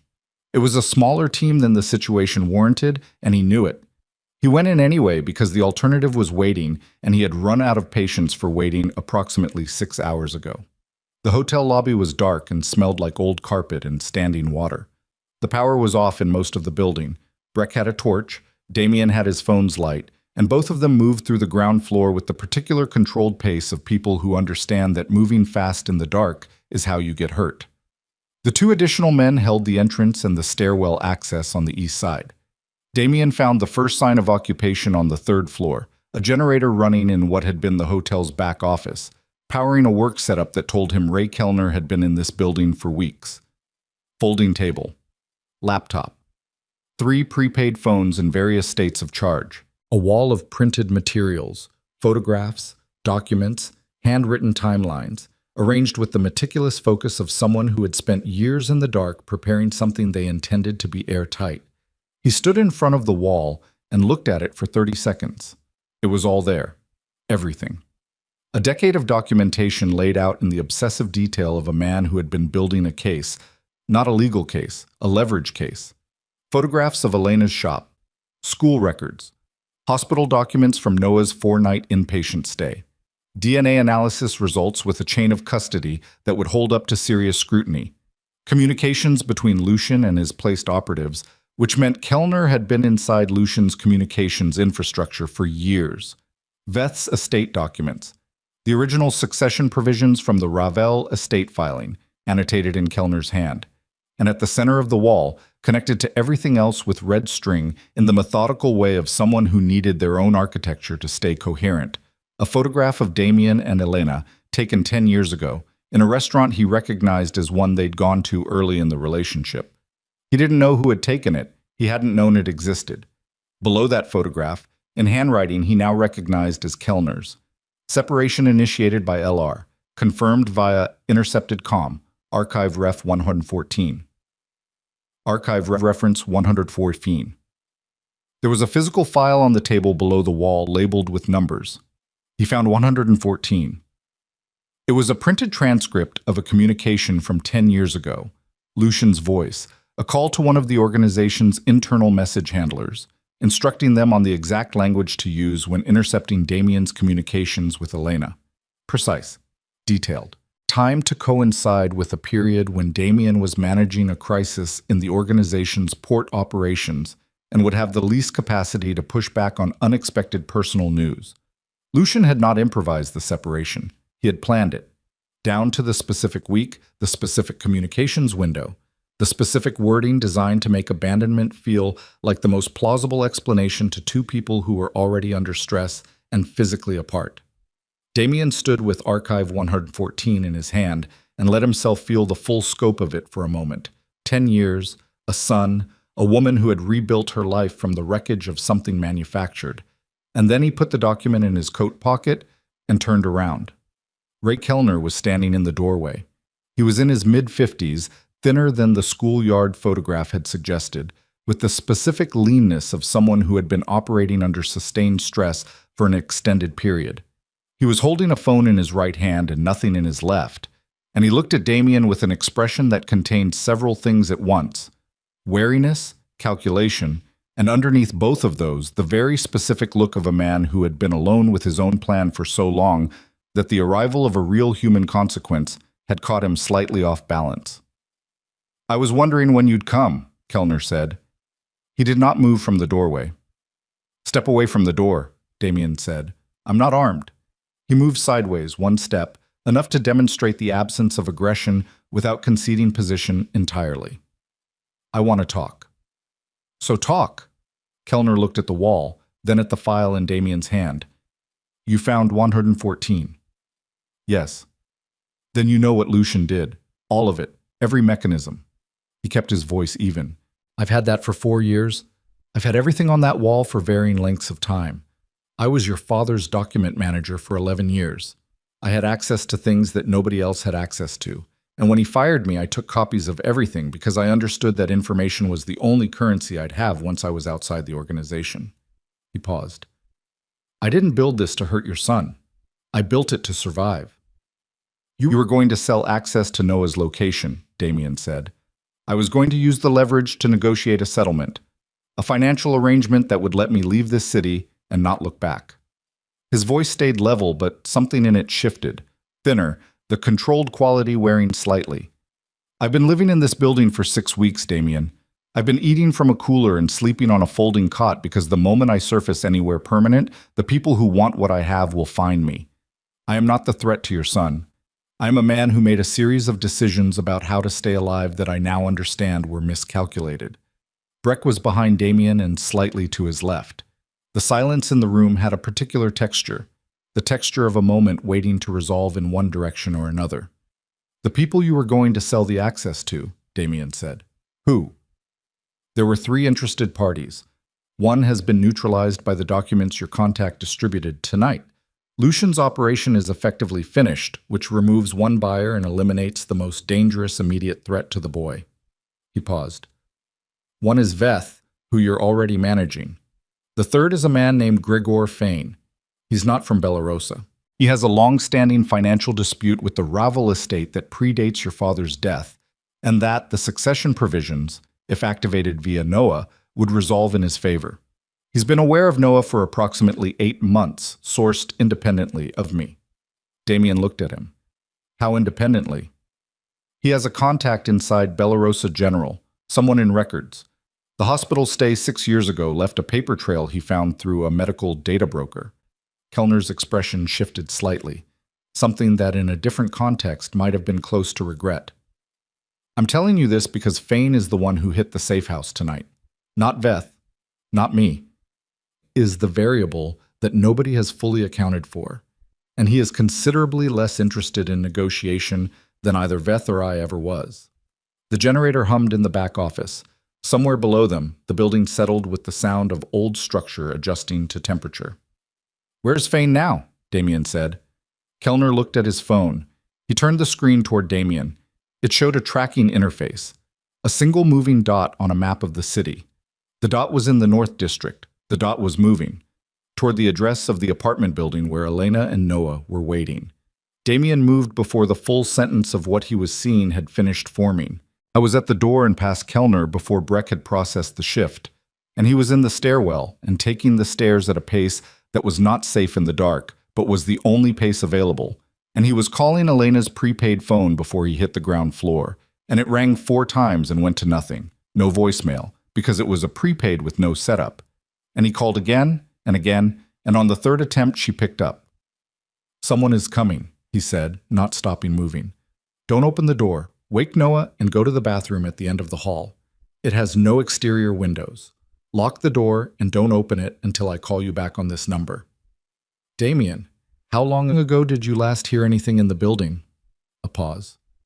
There was something on the floor below maybe 10 minutes ago. I thought it was the building. It wasn't the building. Go. Right now. He heard her moving. He heard her voice, low and calm. The voice she used with Noah when she needed him to cooperate without panicking. Hey, come here. We're going to the bathroom for a minute. Come on. And then the sound of movement and a door, and then her voice back in the phone. We're in. Door's locked. Stay there, he said. I'm 20 minutes out, maybe less. Damien. Her voice had something in it he hadn't heard before.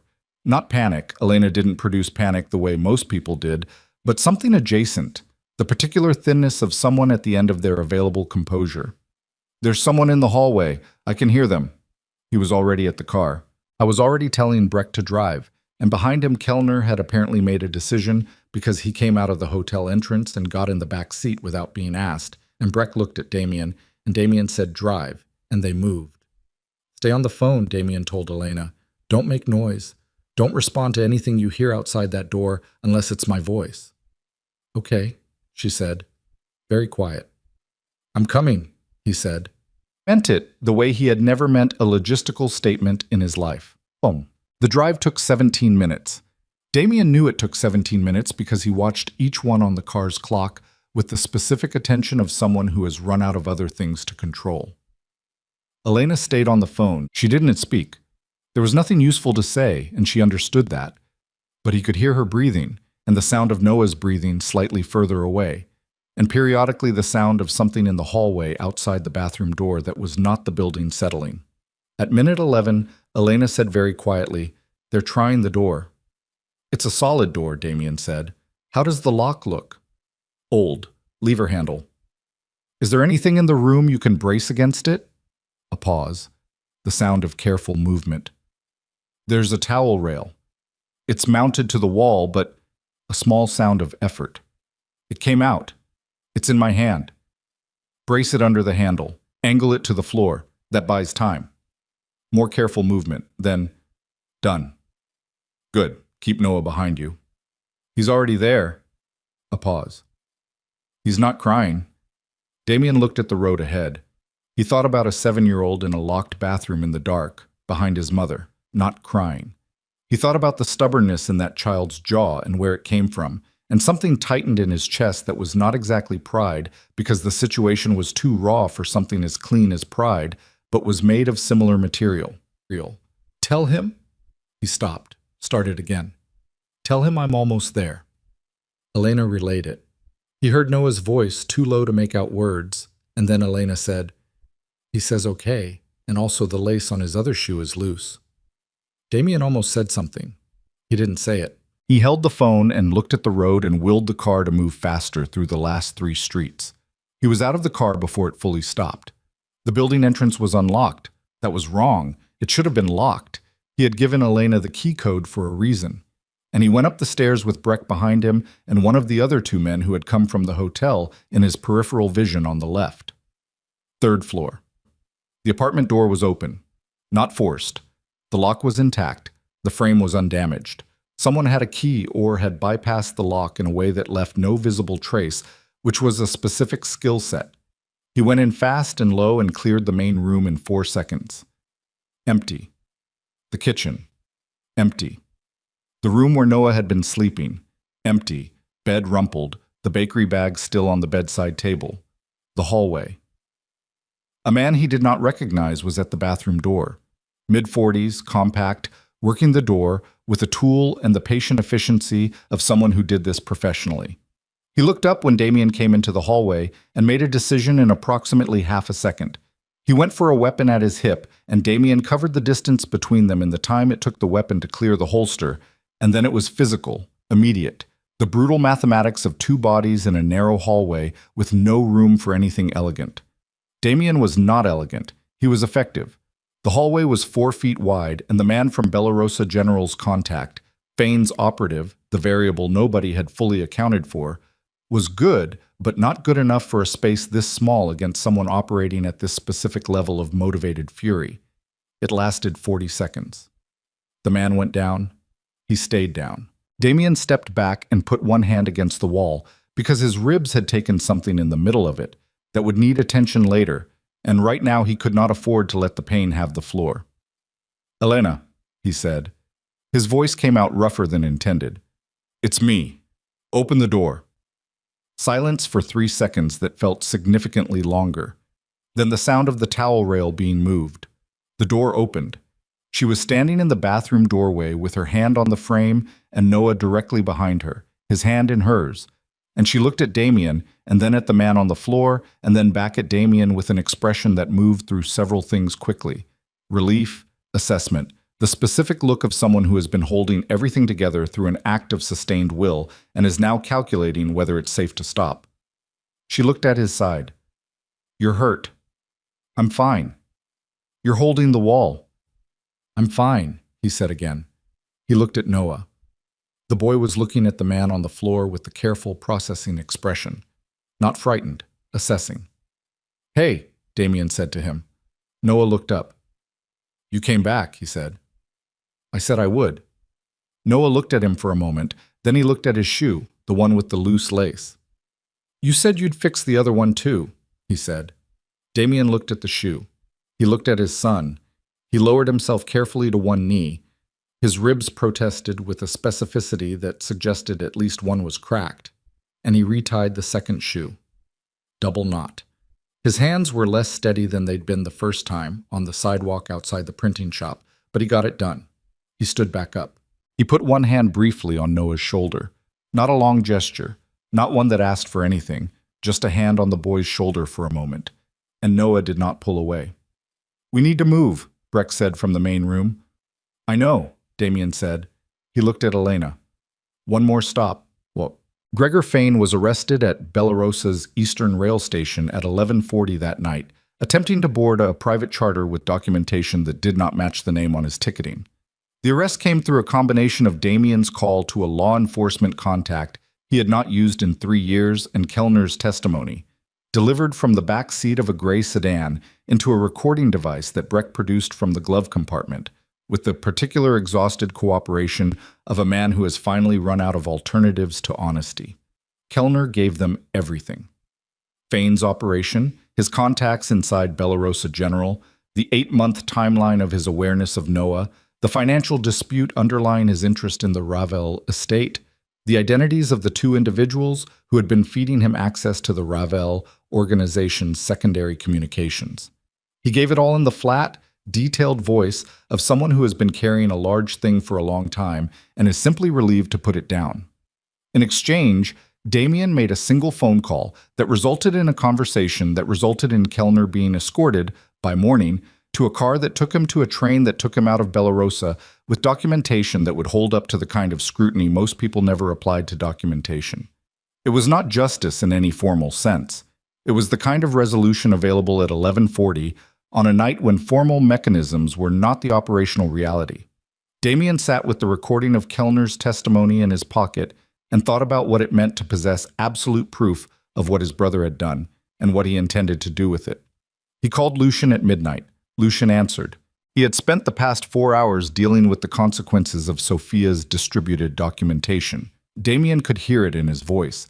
The specific quality of a man managing multiple simultaneous fires, the composure present but costing more than usual. It's over, Damien said. Silence. You have a choice, Damien said. I have the Kellner recording, Archive 114 and everything connected to it. Complete documentation of what you did 10 years ago and everything built on top of it. He kept his voice level. You can choose to dispute it. Go through the organization, the council, whatever mechanism you want to use. I have the material to destroy you in any venue you choose. A pause. Or you can step back. Completely. Leave the organization, leave Belarosa, and build whatever life you can somewhere else. No formal action. No exposure to the people you've spent a decade negotiating with. You walk away intact. The silence lasted long enough that Damien checked to make sure the call hadn't dropped. And Elena, Lucian said finally, the boy. They're not part of this negotiation, Damien said. They're outside it permanently. That's not a condition, that's a fact. Another silence, shorter this time. The legal holdings, Lucian said. Veth and the estate provisions, I'll handle Veth. The estate question is between me and a lawyer and a legal process that has nothing to do with you anymore. He paused. Lucian, I need an answer. He heard his brother breathe in once, slowly. He heard the specific quality of a man in his mid-30s confronting the complete collapse of an architecture he had spent years constructing and finding at the far end of that confrontation, that the person holding the wreckage in front of him is still offering an exit rather than a reckoning. I'll be out of the city by Thursday, Lucian said. Good, Damien said. He ended the call. He sat in the car with the city outside the window and the recording in his pocket and the particular hollowness that comes after sustained crisis, when the crisis has resolved and the body hasn't yet received the signal that it's permitted to stop operating at emergency capacity. He thought about whether he had made the right call with Lucian. He thought about it seriously, without flinching from the parts that were uncomfortable, that Lucian had taken 10 years from him, had taken a son from him, had manufactured a wound he had carried without understanding where it came from. He thought about what it meant to choose exit over reckoning for a person who had done all of that. And he thought about the difference between mercy and practicality and whether the choice he'd made was either or both or neither. He did not arrive at a clean answer. He suspected there wasn't one, and that the absence of a clean answer was simply the texture of decisions made in real conditions by people who were not in a position to wait for clarity. He put the phone in his pocket and went back inside. Elena was in the kitchen of the apartment when he came back upstairs. Noah was asleep again. She had gotten him back into the room, back into the bed, with the reliable efficiency of a woman who had been putting a child to sleep under difficult circumstances for 7 years. She was at the kitchen table with a glass of water and her hands flat on the table, and the particular stillness of someone who has been moving fast for a long time and has only just stopped. Damien came in. He sat down across from her. She looked at his side. How bad is it? Probably 1 rib, maybe 2. He had taped it in the bathroom 20 minutes ago with the first aid kit from under the sink, which was a temporary solution that would need to become a medical one by morning. I've had worse. That's not reassuring. I know. She looked at him. The kitchen light was low. One of the two overhead bulbs was out and neither of them had addressed it. And in the partial light she looked, for the first time since Saturday morning, like someone who was allowed to be tired. The controlled competence was still present, but it was resting on something more visible now. The actual person underneath it, who had held an enormous amount together for an enormous amount of time.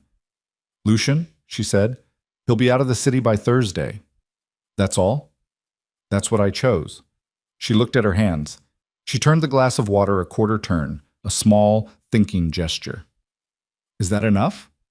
He considered the question honestly. I don't know, he said. I know it's what I could do tonight. Whether it's enough depends on what we mean by enough. And I'm not sure I have a definition for that yet. She nodded. She turned the glass back. Archive 114, he said. He took the folded document from his pocket and set it on the table between them. The Intercept transcript. What Lucian did specifically, 10 years ago. I want you to have it. Not because I need you to do anything with it, because you deserve to know that the thing you believed for 10 years, that I chose to leave, that I chose not to find you, wasn't the truth. It was manufactured. And you should have proof of that rather than just my word. She looked at the document. She did not pick it up immediately. She looked at it the way you look at something you've been waiting for long enough that the arrival of it requires a moment of adjustment. Then she picked it up. She read it. She took a long time reading it, longer than the length of the document required, which told him she was reading it more than once, the way you read something when you need to locate it in 10 years of history and find the places where it changes what you understood. She set it down. She looked at the table. I spent 4 years being angry at you, she said, and then I spent 6 years being done with being angry, getting past it. She kept her eyes on the table. And now I find out there was nothing to be angry at you about in the first place. Elena, I'm not saying that as an accusation. I'm saying it because I need to say it out loud to understand what it means. She looked up. Her eyes were clear, not wet. She was holding the emotion with the same practiced containment she held everything, but he could see the effort of it. It means I wasted a lot of time and energy managing a grief that was built on a lie. I know. And Noah grew up without a father because of a lie. I know that too. She held his eyes. I don't know yet what to do with all of that, she said. I don't know how to reprocess 10 years of a decision I made for what I thought were real reasons, now that the reasons weren't real. I need time for that. A pause. But I want you to know that I believe you. I believe you didn't choose to leave. I believed it before I read that document, actually. I believed it sometime in the past 4 days, looking at you with him, watching how you... She stopped. I believed it before I had proof. The proof is just... it's something to hold. He didn't say anything. There wasn't anything to say that the moment could hold without breaking something in it, and he had learned recently that some moments should not be filled. She stood up. She picked up the document and folded it carefully and put it in the pocket of her jacket. She took her glass to the sink. She stood at the sink for a moment with her back to him, looking at the window above it, which showed nothing but the faint light of the city through the dark. What happens with Veth? She said. The estate. I have a meeting with my own lawyers on Monday. The provisions your father built are real, but the mechanism for applying them to a minor is legally contested ground. It will take time.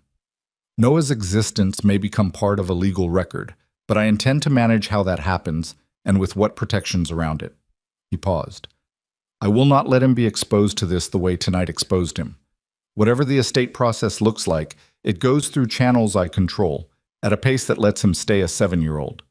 She turned around. She leaned against the sink with her arms crossed, not defensively, a resting posture, and looked at him across the kitchen. He asked me again, she said. In the bathroom, while we were waiting, he asked if you were going to be around. Damien looked at her. What did you tell him? I told him that was your answer to give. He stood up from the table. His ribs reminded him immediately, and with specificity, that he had done something inadvisable to them, and he moved carefully to the counter and stood across the kitchen from her with the low light between them. I want to be around, he said. I want to be in his life, and I want to be in yours, in whatever shape makes sense, and I understand that both of those things require time and patience, and your willingness to find out whether I'm capable of being a different person than the one who existed in that world. He held her eyes. I don't have a record to point to. I can only tell you what I intend and then be what I intend. That's all anyone can do, she said. I know. I just want you to know I understand it's not enough on its own. She looked at him for a moment, then she uncrossed her arms and pushed off the sink. Go to sleep, she said. You have a cracked rib, and you've been running on nothing since this morning. The couch has a blanket. She was past him and into the hallway before he found the appropriate response, and then she paused at the door to the room where Noah was sleeping and looked back at him once. A look that was not forgiving yet, was not promising yet, but was looking, and meant to keep looking, and that was the thing he'd earned tonight and the thing he intended to deserve. She went into the room. The door stayed slightly open. He found the blanket on the couch. He lay down. He looked at the ceiling of a room in an apartment that nobody knew he had, in a city that had watched all three of them for longer than any of them understood, and he thought about how the things that define a life are rarely the large dramatic events, but the accumulated small choices that either add up to something or don't. He thought about a folded bakery bag on a bedside table. He thought about double-knotted shoelaces. He closed his eyes.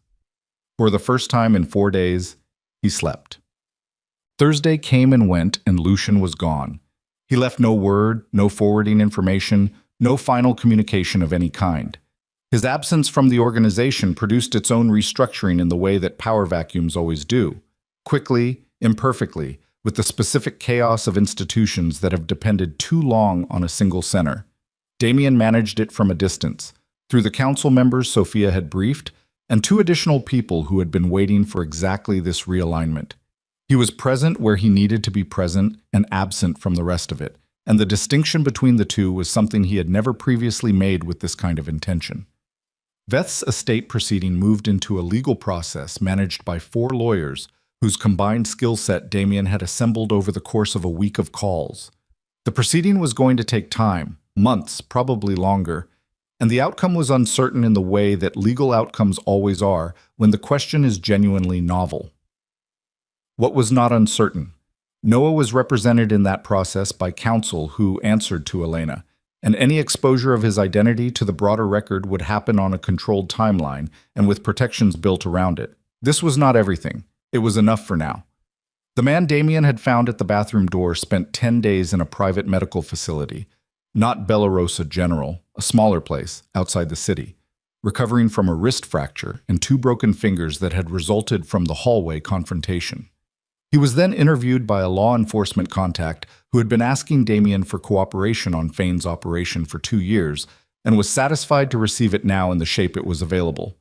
He would not be a problem for Elena or Noah. Neither would Fane, who was in formal custody, his charter plane and its undocumented passengers providing enough material for a proceeding that would keep him occupied for years. Kellner sent a postcard from a city Damien did not recognize 6 weeks after his departure. No return address. On the back, in the same small handwriting as the annotations on the wall, Archive 114 copies submitted to a journalist for sealed escrow. Insurance, no hard feelings. He was right that it wasn't hard feelings.